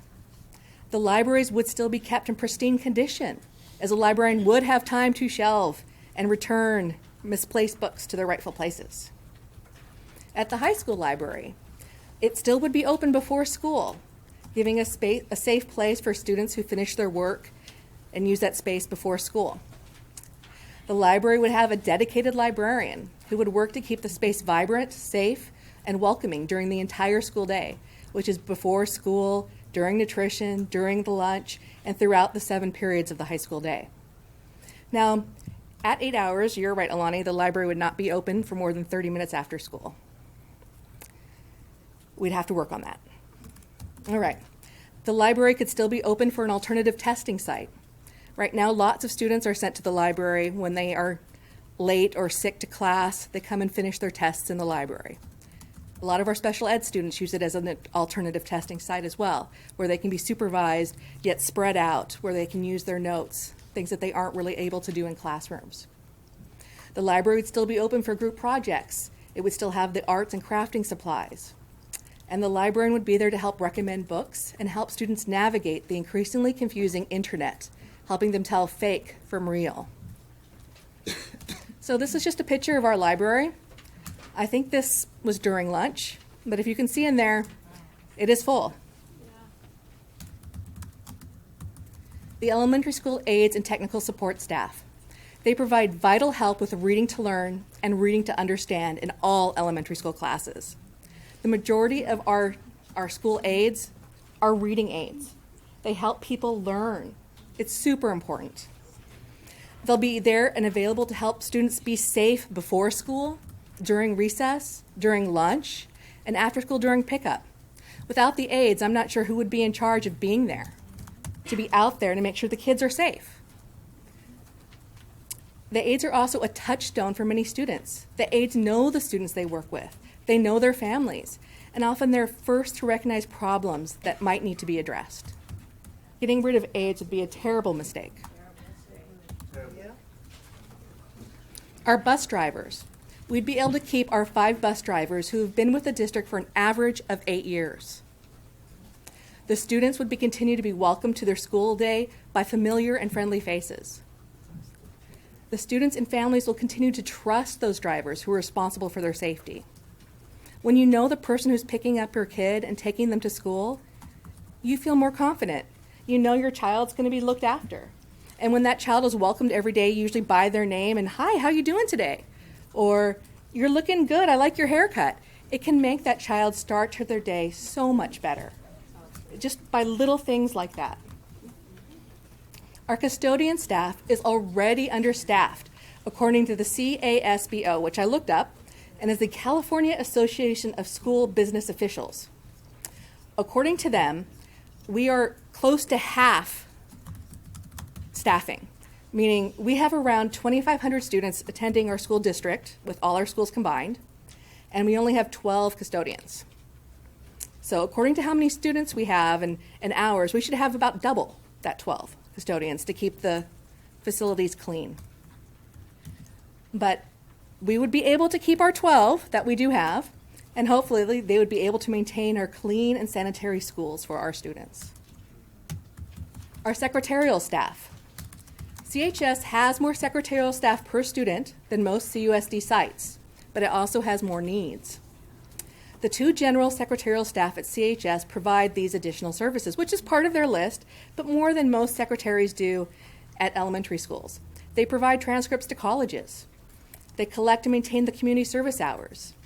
They address truancies and absences of students that can drive and at 18 can sign themselves out of school.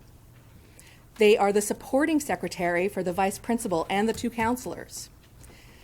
The 3rd and the 4th secretarial staff that I did not list here are separate, and they're assigned to the CHS business office / sports, and the other one is the office coordinator and the principal secretary. Those are her positions. So really, we have 2 secretaries to maintain the general running of the school. And at a high school level, that's not that many. We need to keep all 4 secretarial staff to keep our high school running safely. So that's all I have to say tonight, and I hope you guys agree. Thank you.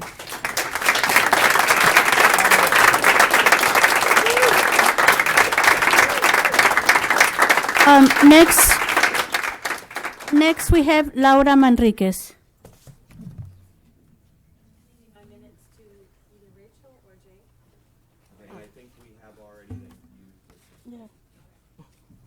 So no? Oh, okay. Next we have Lucy Carlton and Cecilia Long seated the minutes.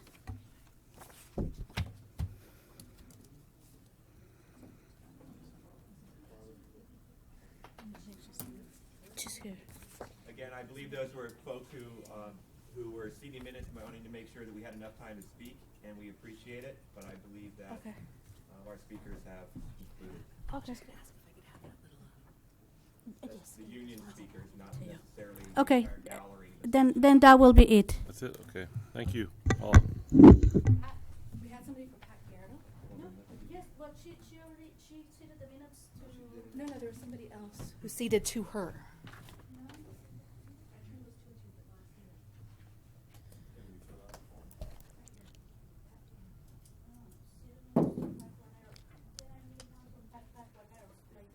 Oh, I'm sorry. I thought I gave you one. I'm sorry. Okay. A little confusing. Sorry. Okay, we have one more, Pat Guarnero and Cecilia Long. Is that correct? Seated the minutes. Okay. Thank you. Hi, I'm Pat Guarnero. I'm the librarian at the middle school, and I didn't plan on speaking, but here I am. This is not my forte. My forte is the books and the kids, and that's what Rachel's forte is, and that's what Bunny's and Julie's and any librarian will tell you. Our fortes is books and kids and getting the books in the hands of the kids that need them, because as I tell the 5th graders and every other person, the books are the most important things that these kids need. I mean, not the most important thing, but they're one of the most important things. It's going to allow them to be successful. And I'd be willing to bet that you ask these high school students, do you remember your elementary librarian? They'll say yes. Or your middle school. How about your middle school? Your rockin' middle school librarian? Yeah. Okay, and your high school librarian. We do make a difference, and I realize that your job is very difficult. And anytime you bring emotion into budget cuts, it's going to be difficult. So I praise you for taking this on, but also recognize that there's a lot of value in what we do. If you take away 4 hours from just do 4 hours in each elementary school, the impact that these elementary school librarians make is important. We're giving them the basis for their success in middle school and high school. Getting read to is just as important in middle school, in my opinion, and in maybe even high school as it is in elementary school. I still like getting read to. It's just, obviously I'm passionate about this, but if you cut them, they're not going to be able to do the job that they need to be able to do to get these kids to be readers. We're fighting technology. We're fighting so much now. Don't take away a tool that these kids need to be successful. So, Okay, that's it.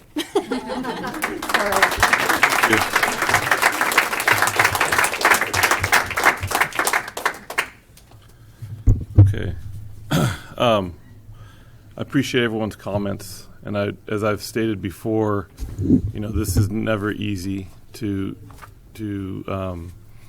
talk about budget cuts. But when over 85% of your costs are associated with people, and you have to cut money from the budget, you're going to cut people, and I think that we've in the past we've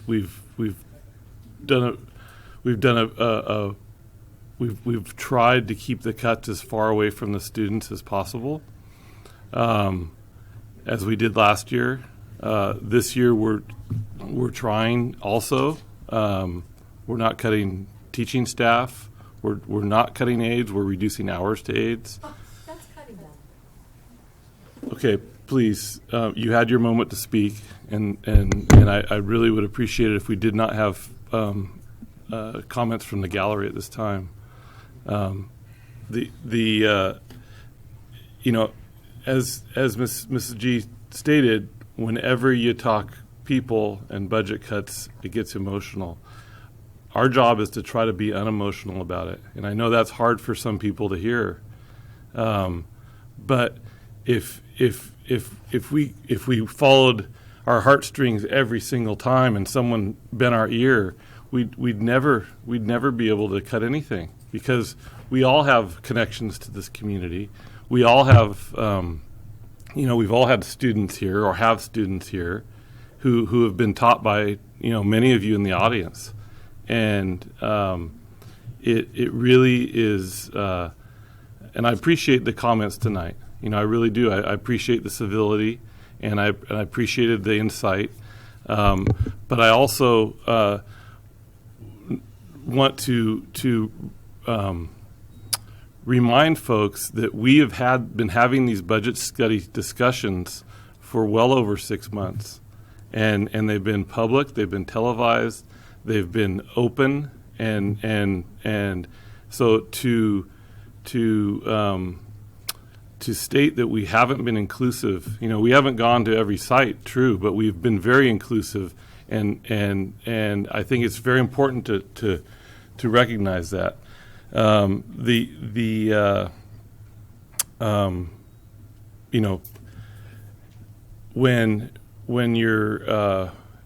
When your expenditures are outpacing your revenues, you have to make cuts, and I really think that's what it comes down to, and I think the staff has done an excellent job of making this budget description as clear and as clear as it has been since I've been on the board, and I hope all of you appreciate that, the hard work that goes into it from the administrative office. Does anybody else have any comments they'd like to put in here? Yeah, plenty. Okay. Over the last probably 2 months or so, I have heard the superintendent say that a small district like ours should have 18-20% reserves, and I don't know how we can have 20% reserves. I don't think that's millions. I don't think she's ever said that. I haven't heard that once. agree. I can prove it. Okay. I Yes. haven't seen it go over 10. Yes. So I'm speaking right now. At least twice. It's on the tapes. I can provide that. I didn't say nothing at that time, but now it's a time to do it. Saying something like that means that that there's basically no connection at all with this. Look, right now, my heart is beating faster, probably twice as normal. My hands, they're sweating. They're sweating. I have all of these notes, and I'm trying to put this together because as I look over here on my left-hand side, teachers, students on my right, you are our kids. I had two daughters going through the district. I still have one. And years ago or so, my oldest daughter, she's 24. She was in middle school. For all 3 years, she would go to the middle school an hour earlier to do homework, to familiarize with computers, and that's something that I still want you to do. And back in 2016, 2017, and then 2017, 2018, this was what I heard. Cuts have to be made so that we do not have to do this again next year. Well, they were made, and cuts were made again. Last year, same thing. Hopefully, just like as you say, Jamie, hopefully we don't have to do this again. But it happened again. Cuts were made. And I think that cuts do not have to be made. Do not.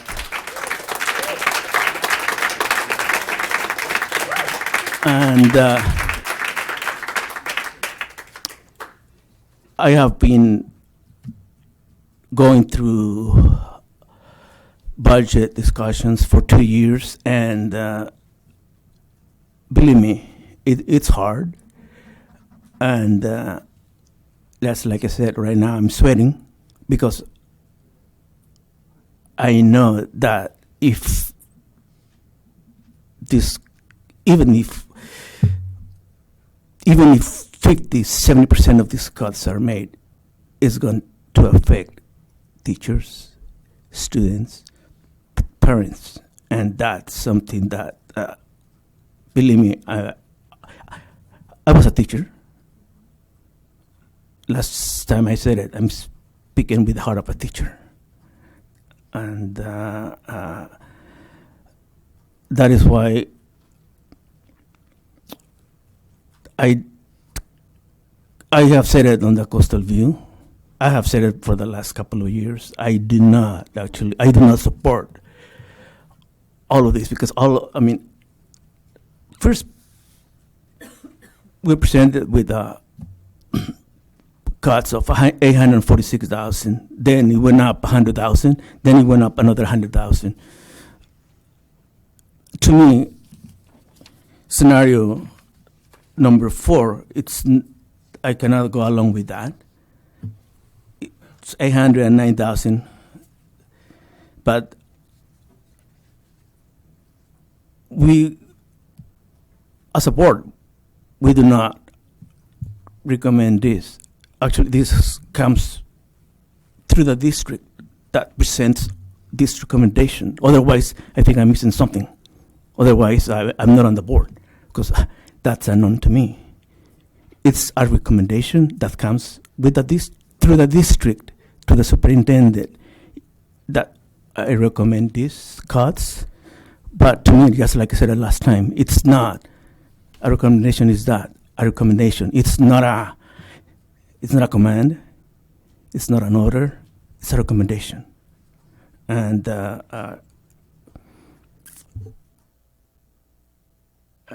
that's. I support scenario number 2. Reduction option, 215,000. Just like I said, I've been saying it all along. It's got reserve balance 2019, 2020, 4.32%. 2020-2021 school year reserves 3.59%. 2021-2022 reserves 5.0%. What is wrong with that? What's wrong? I mean, it's beyond the 3%, that 3% that's mandated by the state. Otherwise, show me what it says that, well, the state mandates that we have to have 8% until I'm shown that I'm not going along with this. Thank you.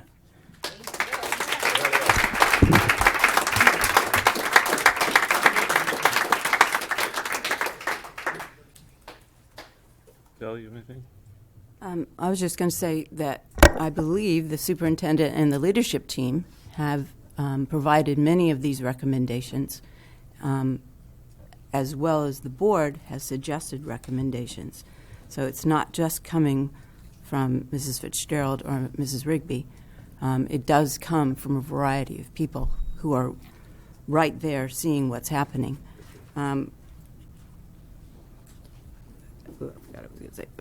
And if we go along with what you're saying, Rogelio, we won't have enough money to provide an increase in pay to the staff. So that's kind of the...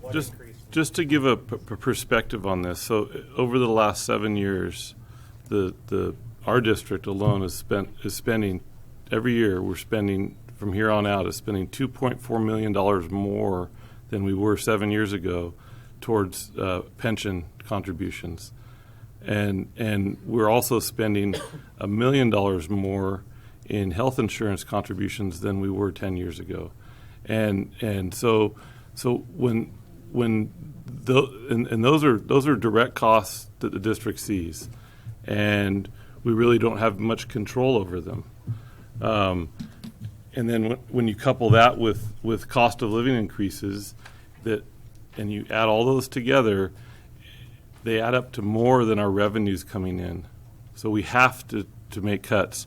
And to respond to your contention, Rogelio, that we don't need more than 3.5% reserve. 3.5% of a $6 million budget is only about $750,000. And I that's less than half a month's payroll. Well, it's probably like a week and a half payroll for this district. And that really is not a responsible way to run an organization that essentially is a $28 to $30 million a year organization. It's just not smart. Smart business. Well, this is how I see it. Okay, Diana, you are the superintendent. You are the general of the district. Okay. Your job, unless I'm mistaken, is to maximize the money. Yeah. If we have let's say the budget calls for 25 million, 27 million, it's your job to, I got this money through property tax. Okay, I'm on top of the district. Okay, I'm gonna make some of these adjustments, but without hurting the community, actually, it's the students who are suffering the most. They're not suffering. Yeah. Well, they will. No, they're not. Well,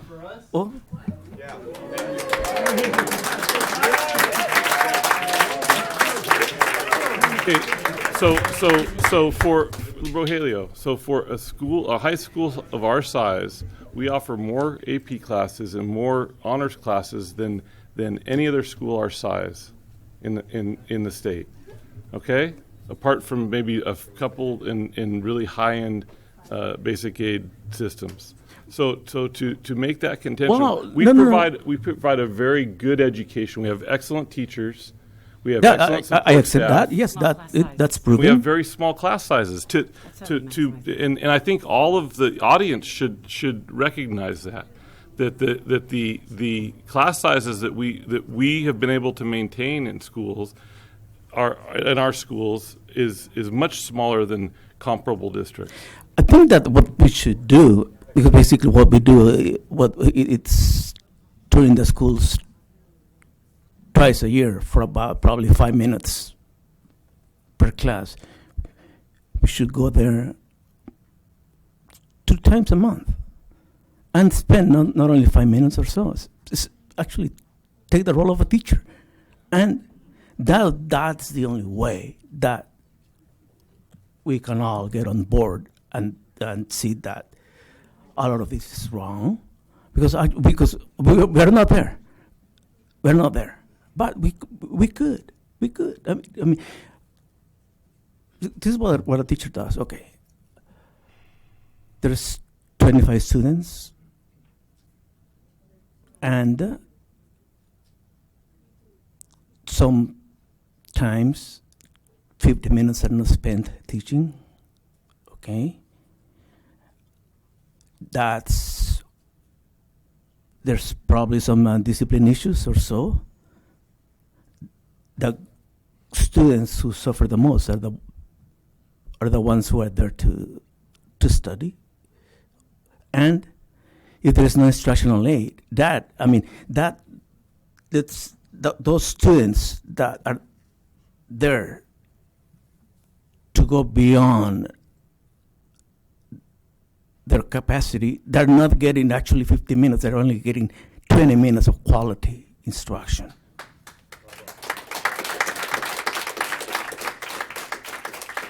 And the only way to understand that is we are there quite often. Otherwise, there's just no way. Otherwise, a decision through behind this desk will be the norm. And we don't want that. We don't want that. Okay. Anything else? Anything, Jamie? Okay. Okay, thank you everyone for your comments tonight. We're going to move on to item I, Measure U. And I1 is we're being asked to approve the contract to McGillivray Construction for the Aliso Elementary School campus modernization. Can I get a motion to approve? I'll motion to approve the contract of McGillivray Construction for the Aliso Elementary School. I second the motion. Okay, any discussion? All those in favor? Aye. Okay, item I2 is approval of change order number 2 for the D-Wing restrooms at Carpenter High School with Shaw Contracting Incorporated. I move to approve the change order number 2, D-Wing restrooms with Shaw Contracting, Inc. Second. Any discussion? All those in favor? Aye. Okay, item I3 is approval of change order number 2 for modular classrooms at Carpenter Middle School with Shaw Contracting Incorporated. And motion to approve? I move to approve change order number 2, modular classrooms at CMS with Shaw Contracting. A second. Any discussion? All those in favor? Aye. Aye. Okay, item I4 is we're being asked to approve so resolution number I4 is resolution number 19847, approving the guaranteed maximum price, authorizing McGillivray Construction Incorporated to proceed with construction and adopting plans and specifications for the Catalino Elementary School modernization project. I get a motion there. I'll move to approve the resolution 19-847. I second that motion. Any discussion there? Okay, this is a resolution. Roll call. Rogelio? Aye. Jamie? Aye. Andy? Aye. I'm aye. Okay, move on to item I5, approval of the of resolution 19848 for guaranteed maximum price, authorizing McGillivray Construction to proceed with construction and adopting plans and specifications for Carpenter High School modernization project. I move to approve Resolution 19848. Second. All right, any discussion there? Okay, this is a roll call. Trujillo? Aye. Jamie? Aye. Andy? Aye. And I'm aye. Okay, and then I-6 is approval of resolution, we're being asked to approve resolution 19849, approving guaranteed maximum price, authorizing Shaw Contracting Incorporated to proceed with construction and adopting plans and specifications for the Carpentry High School exterior sidewalk and doors replacement project. I move to approve Resolution 19849. Second. Any discussion? It's a roll call also. Trujillo? Aye. Jamie? Aye. Andy? Aye. And I'm aye. Okay, we'll move on to item J, personnel. J1, the Carpentry Association of Unified School Employees point of view presentation on proposed resolutions regarding layoffs and reductions in hours.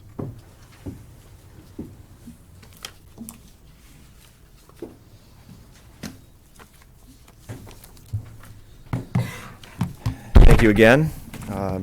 As I'm pulling up the document, it just strikes me, and I feel like I should mention this, that we have heard district leadership cite data and quote data from Ms. Rigby all the way across the room to Ms. Fitzgerald and everyone in between. Yet, where is that data?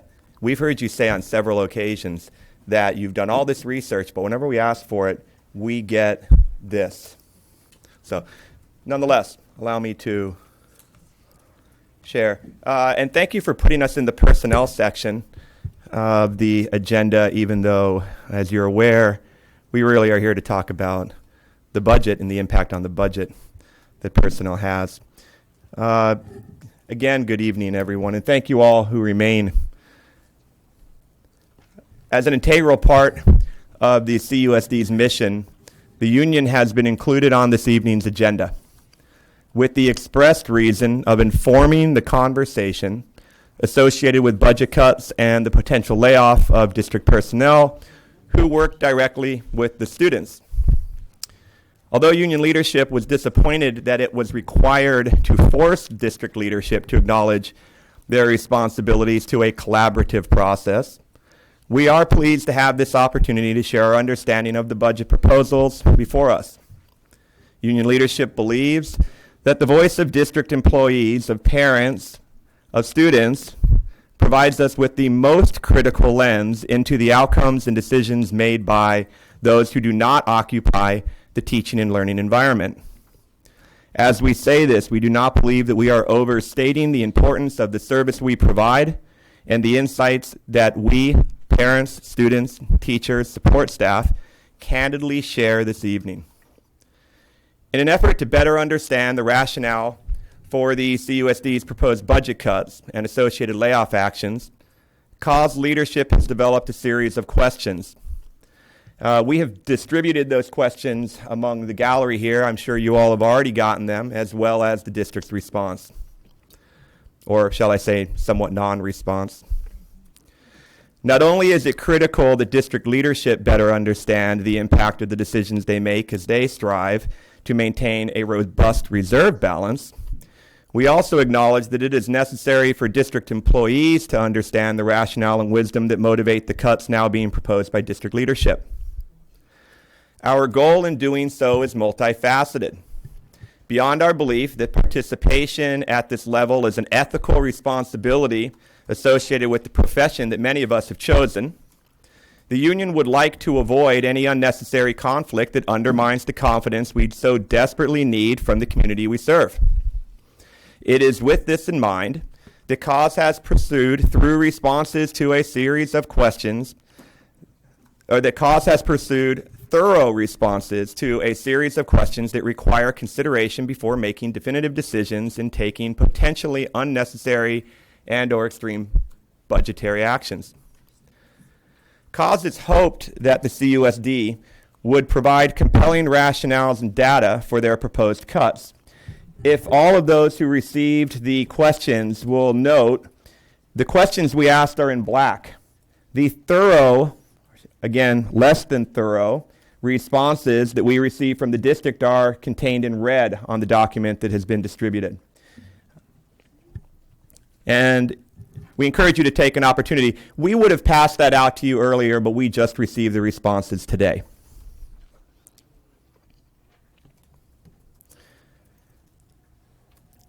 Again, causes hope that the CUSD would provide compelling rationales and data for their proposed cuts. If the CUSD had done this, union leadership believes that district employees, families, and students would have responded reasonably, standing shoulder to shoulder with the district to support any difficult but necessary actions. These are reasonable people you're looking at across the room. However, the district did not provide compelling data. It has yet to provide compelling data, compelling rationales, and compelling responses. Instead, just today, the district leadership provided a series of generally non-responses which fall into two categories. Responses that either mimic similar non-responses provided in alternate settings, which is what required us to continue to ask these questions, and responses that represent knowingly inaccurate information.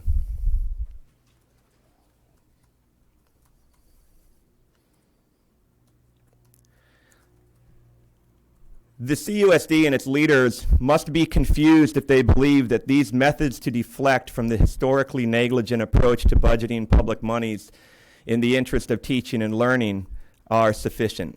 Once again, the district puts the budgetary cart before the horse and continues its historic practice of developing a budget that fits a narrative that they're peddling versus the opportunities that exist. And so, Cause again asks, when will the community of Carpinteria demand oversight and accountability from this small band of administrators whose employment status depends on their ability to feed the philosophies of hyper-conservative school board members? We know what happens to administrators who try to message up the CUSD chain.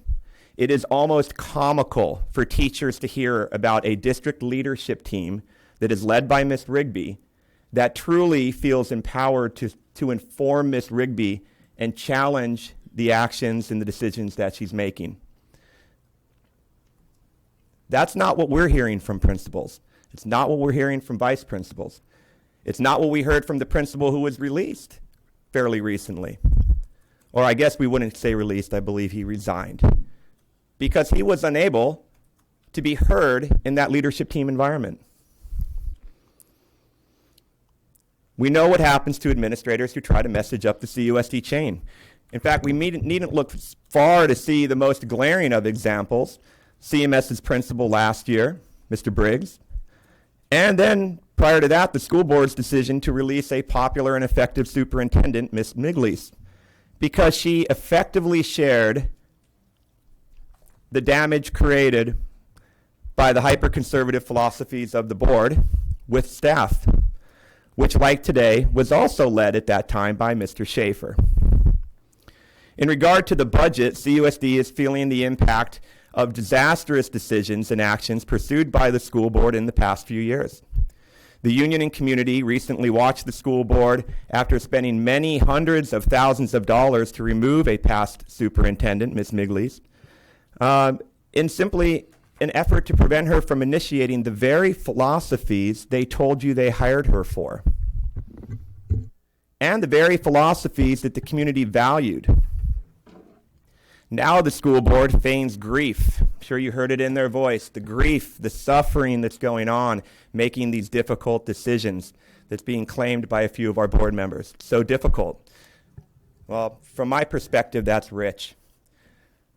Where was the school board's grief when they hired interim superintendents to fill the void in absence of Ms. Miglies, to the effect of great dysfunction across the district, and again, hundreds of thousands of dollars? Where was the school board's grief when they increased hundreds of thousands of dollars of district legal expenses required by the district now because Ms. Rigby chose to ignore, unless legally compelled, the experience and insights shared by district faculty and support staff? Is this your point of view in regard to layoffs, or is this just a rant against the school board? I think it was the first one. That's why I'm here. That's why we're agendized. Okay. But thank you for asking. Let's try to stay on point. Where was the board's feigned grief and hand-wringing when it decided to increase the expenditures related to the increased support for CUSD administration? Where was that grief? We saw joy when people were learning of getting increases on their salaries, when they were learning of getting extra staff that they would that would lighten the administrative load. We didn't see grief then. As if the wage gap is not bad enough in the district, now district leadership also thinks the solution can be found in creating a resource gap as well. We don't recall seeing any grief when Superintendent Rigby and the board chose to pursue politically advantageous expenditures that undermine the teaching and learning environment. No grief, but we see grief tonight, feigned grief. Now district leadership claims that it must cut programs and positions for two primary reasons. You've heard it tonight several times. They need to maintain reserve balances at a level more than 300% higher than the state requires, in order to stave off an unspecified future crises. Beware, right? You know, you ever read Chicken Little? The last time we asked Mr. Schaefer to divine that crisis, the union was advised that we needed to be prepared to deal with the global slowdown in the economy based upon the slowdown of the economy in China. China. Yes, China. That's what we're worried about. The other position for these two primary, the other two, the two primary reasons that the district offers is that the CUSD, and you heard it again tonight, folks, man, I tell you, nimble and crafty. The CUSD also alleges that these cuts are intended to preserve the option to provide staff a 1% pay raise. That's why they're doing it. They're doing it for us. Yeah. That's a pay increase the district never built into its budget, by the way. And we know that if it ain't in the budget, they're not that serious about this. This is a talking point, but it's going nowhere. Not only is it going nowhere, it's not a request the union even made. We didn't ask for the 1% pay increase you're referring to. Last year, we asked for 0.5%. District leadership peddled this same tangled tale last year, even when the union put its money where its mouth is. As district leadership continues with this game of kind of hide the fiscal ball, it's what they played with you, and all you have to do, look at those questions and look at the responses we got. You tell me if those are responses that help inform the conversation. So as the district leadership plays hide the fiscal ball, they neither commit to pay increases they allege to desire so dearly, nor do they clarify the alleged crises, as they put it, that motivates such hyper-conservative philosophy. I can't imagine it's China anymore, but there must be another one. There must be another reason. We're looking forward to hearing that. Therefore, it should come as no surprise that CUSD employees are unable to support the extreme actions contained in Superintendent Rigby's proposals and in the outcomes that would follow the philosophies of Mr. Schaefer and select board members.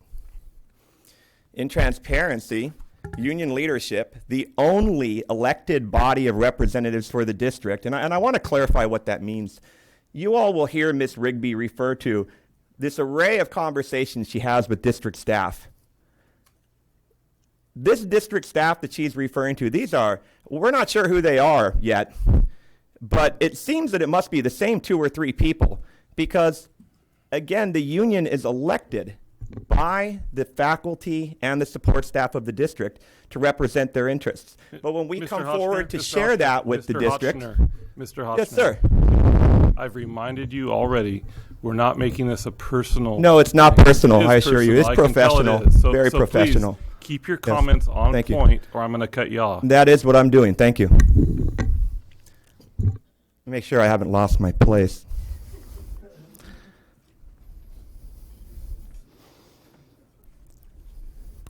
Again, therefore, it should come as no surprise that CUSD employees are unable to support the extreme actions contained in Superintendent Rigby's proposals to the CUSD school board.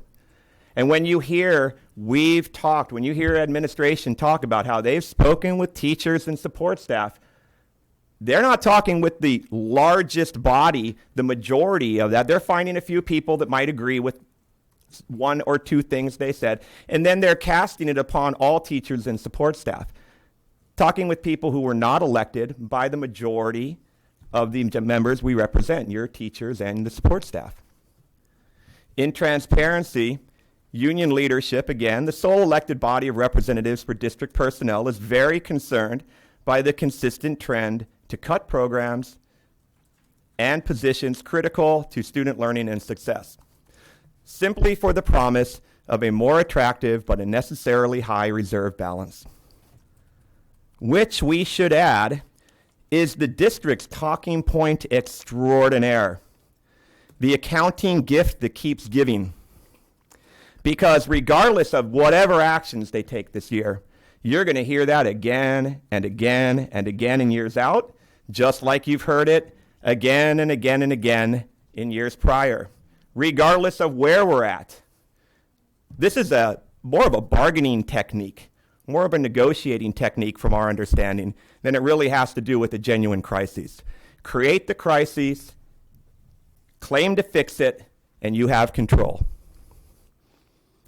Let's get this straight.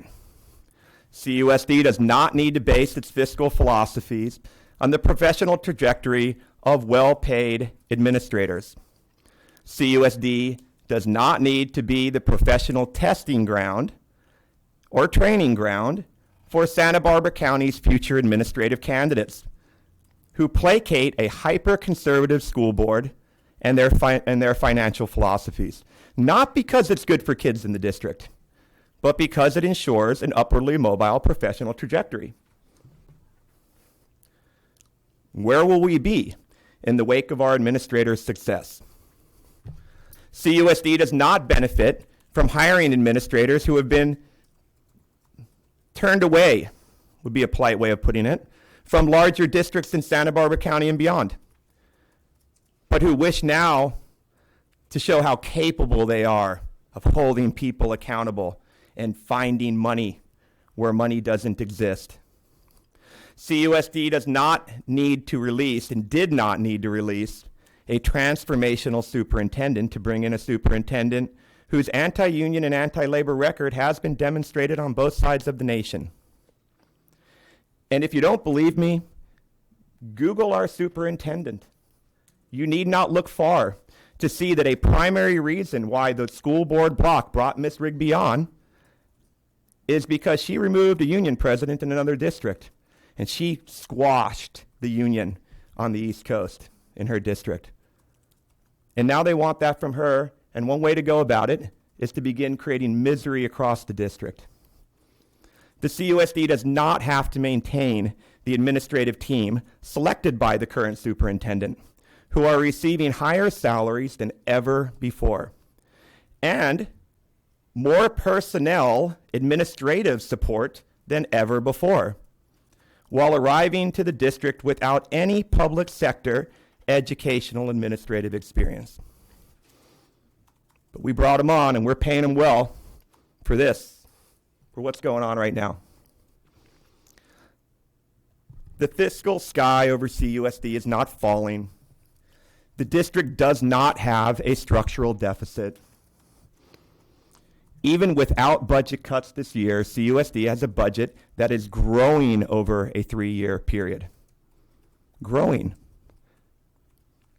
The state and county would accredit the district's budget with only slight modifications to our expenditures.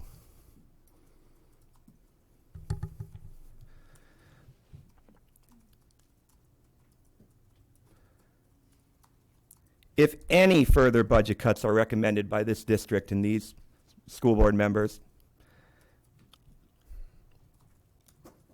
if any are recommended, they deserve careful reflection by the community and careful reflection by the people making the decisions. And that's just not what we've seen. Coming up here once every 2 weeks to rubber stamp options that are known to be detrimental to teaching and learning, that's not careful consideration. That's a show. And this is a show. Like our speakers said, they didn't come to schools. We didn't get presentations to district staff. We didn't get presentations to students. There was not a grand effort to inform us and bring us into the conversation. There was a show, and the show is still going on. Employees of the CUSD beg the community of Carpinteria to pay more attention to what's going on in this district. We beg the community to participate in this process of establishing an educational philosophy that reflects the values of our community. We beg our neighbors and our friends and our relatives to invest not just their tax dollars, but their time and wisdom in this district, their district. Before all that's left of the CUSD are glorious-looking, modern Measure U funded structures paid for by our community dollars, but filled with students who struggle to achieve due to eroded and degraded programs and resources. Again, by reserving currently available monies that we, the district, are entitled to spend by mandated standards established by the state, we are not avoiding fiscal crises, but we are creating an educational crisis for the kids in our community. Thank you.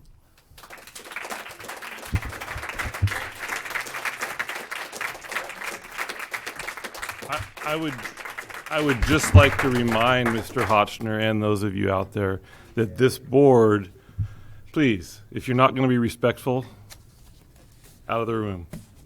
Whoever just is popping off out there, I'm not going to tolerate it. Okay. This board voted unanimously to hire Mrs. Rigby.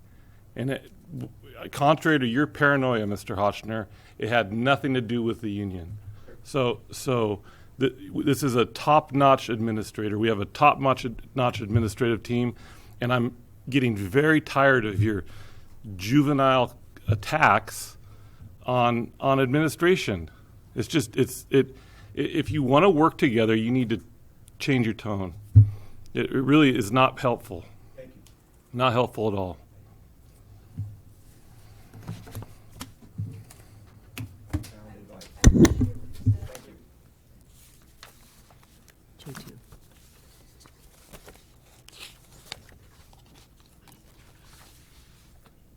Okay, we'll move on to J2, Resolution 19841, layoffs and after-school program for after-school program due to loss of grant funding. Can I get a motion there? I move. Go, Jamie. Go ahead, Sally. I move to approve Resolution 19841, layoffs for the after-school program. Can I get a second? I'll second that motion. Okay, this is a roll call. Rogelio? Nay. Amy? Yay. Aye. Andy? Aye. I'm aye. All right. We'll move on to J3, Resolution 19842, layoffs and reduction in hours due to lack of work and lack of funds. Can I get a motion there? I'll motion to approve resolution number 19-842. I second that motion. All right. Any discussion? Okay, this is a roll call also. Rogelio? Nay. Jamie? Aye. Andy? Aye. And I'm aye. Okay, we'll move on to J4, personnel summary. Can I get a motion to approve? I move to approve the personnel summary. Second. Okay, any discussion? All those in favor? Aye. Aye. Aye. Okay, move on to J5, having a public hearing on Carpenter Unified School District's initial proposal to CAUS, Certificated Unit Local 2216 for 2019 to 22. So I'm going to open a hearing. Do you have any comments? Public comment? Okay, seeing as we have none, I'll close the hearing. Move on to item J5, or J6, sorry. Being asked to adopt the CUSD's initial proposal for negotiations to Carpenter Association of Unified School Employees Certificated Unit Local 2216, 2019 to 22. Can I get a motion to adopt? I move to adopt the Carpinteria Unified School District initial proposal for negotiations to the Carpinteria Association of United School Employees Certificated Union, Local 2216. I'll second that. Okay, any discussion? All those in favor? Aye. Aye. Aye. Okay, move on to J7. We'll open a public hearing on the Carpenter Unified School District's initial proposal to cause classified, Local 2216, 2019 to 22. No comment? Okay, hearing's closed. Move on to item J8.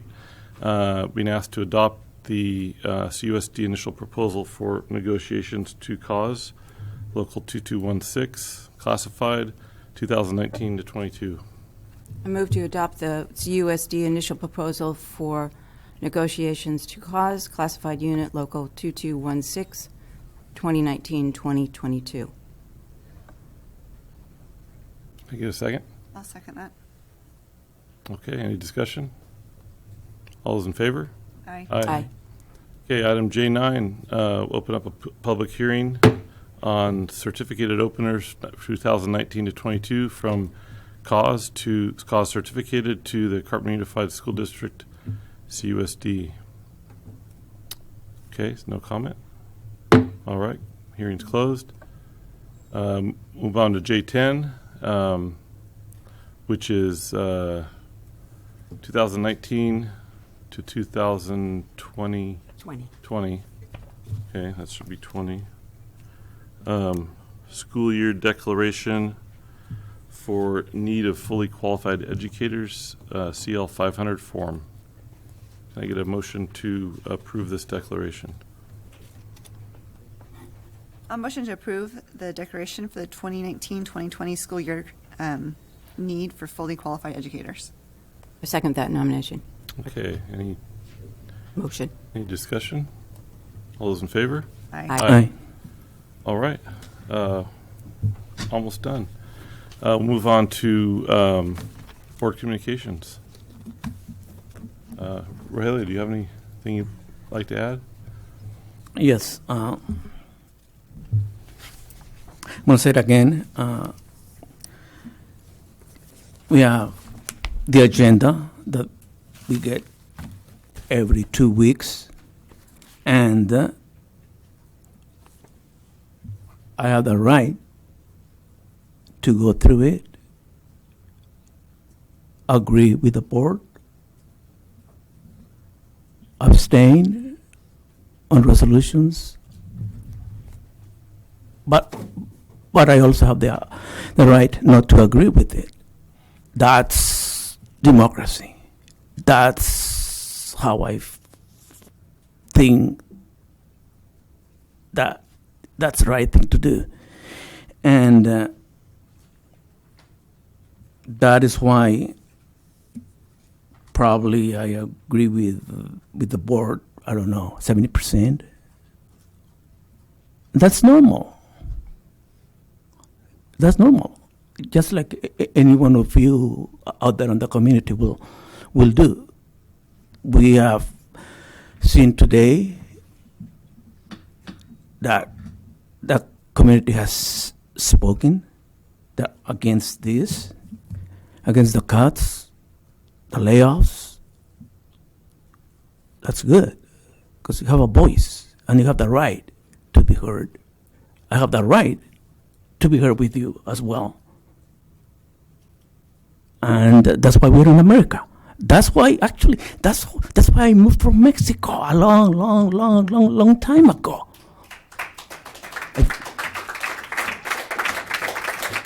That is why I became a U.S. citizen back in 1989. Because of the right to free speech. And that's what we should all have, all of you out there in the community, free speech.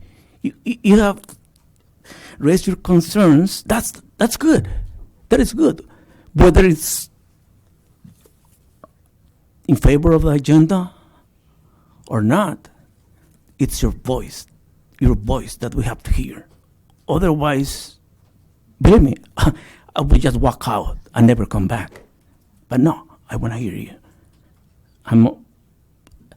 Most of the time, I'm on the minority. But still, I'm stubborn. I'm stubborn, just like my father. Actually, probably I inherited that from him, being stubborn. And believe me, I will never step down. Never, no matter what. And we have heard you, and hopefully we can come up with the best solution for all of you. Thank you.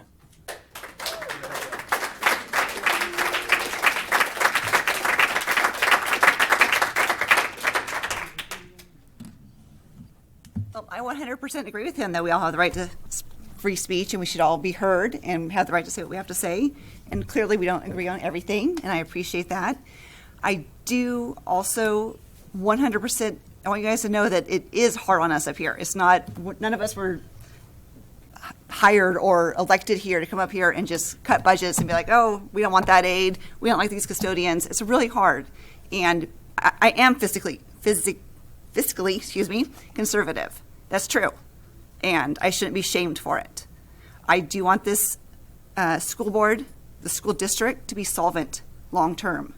I would like over a 3% standing budget. That's what it is. And I will make that happen to the best of my ability. If it involves making hard cuts, which is really hard. And I may not agree with all of the cuts, but there are cuts that have to be made over what we can do for the 215,000. I'm sorry, and I don't appreciate feeling like I'm being attacked up here for having to make these hard decisions. And no, I'm a lawyer. I graduated Carp High. I have kids here. I'm a longtime Carpinterian. I've been in the classroom. I'm very involved with my elementary school. I know how you guys are all feeling, and just know that it is really hard for us up here, at least especially for me. So take that with a grain of salt as much as you can. Sally? I would just like to say that I started teaching school in 1968. That makes me old. And I've always been a proponent of education. I have very strong beliefs about education. And like Jamie, I too don't appreciate being put down for my possible conservative beliefs. My grandchildren are in the school district now. My daughter went to Carp High. And I firmly believe in everything that we're doing in this district. And I firmly believe we need to keep it solvent as well. But I would also like to say I participated in the Battle of the Books at Aliso a few weeks ago and highly commend the librarians for the work they did. It was a really well put on event, but I also commend the students that participated because I asked the questions of the students, and it is truly an amazing experience to hear these kids who have read maybe 20 books to, on page 32, what's the name of the dog, and they know the answer. It's like incredible. So I commend all the students as well as the librarians and the teachers that were involved. Thanks, Sally. Thank you.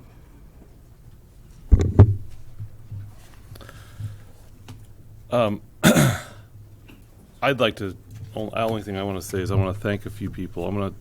Diana thanked him earlier, but I'd really like to acknowledge Reed Barnes and his staff. I don't know if you guys have all noticed, probably have, how good our grounds are looking right now. They're just outstanding. And Reed is operating on a basically a bare bones crew, and he's keeping our grounds, keeping the places that you guys get to recreate in top-notch condition.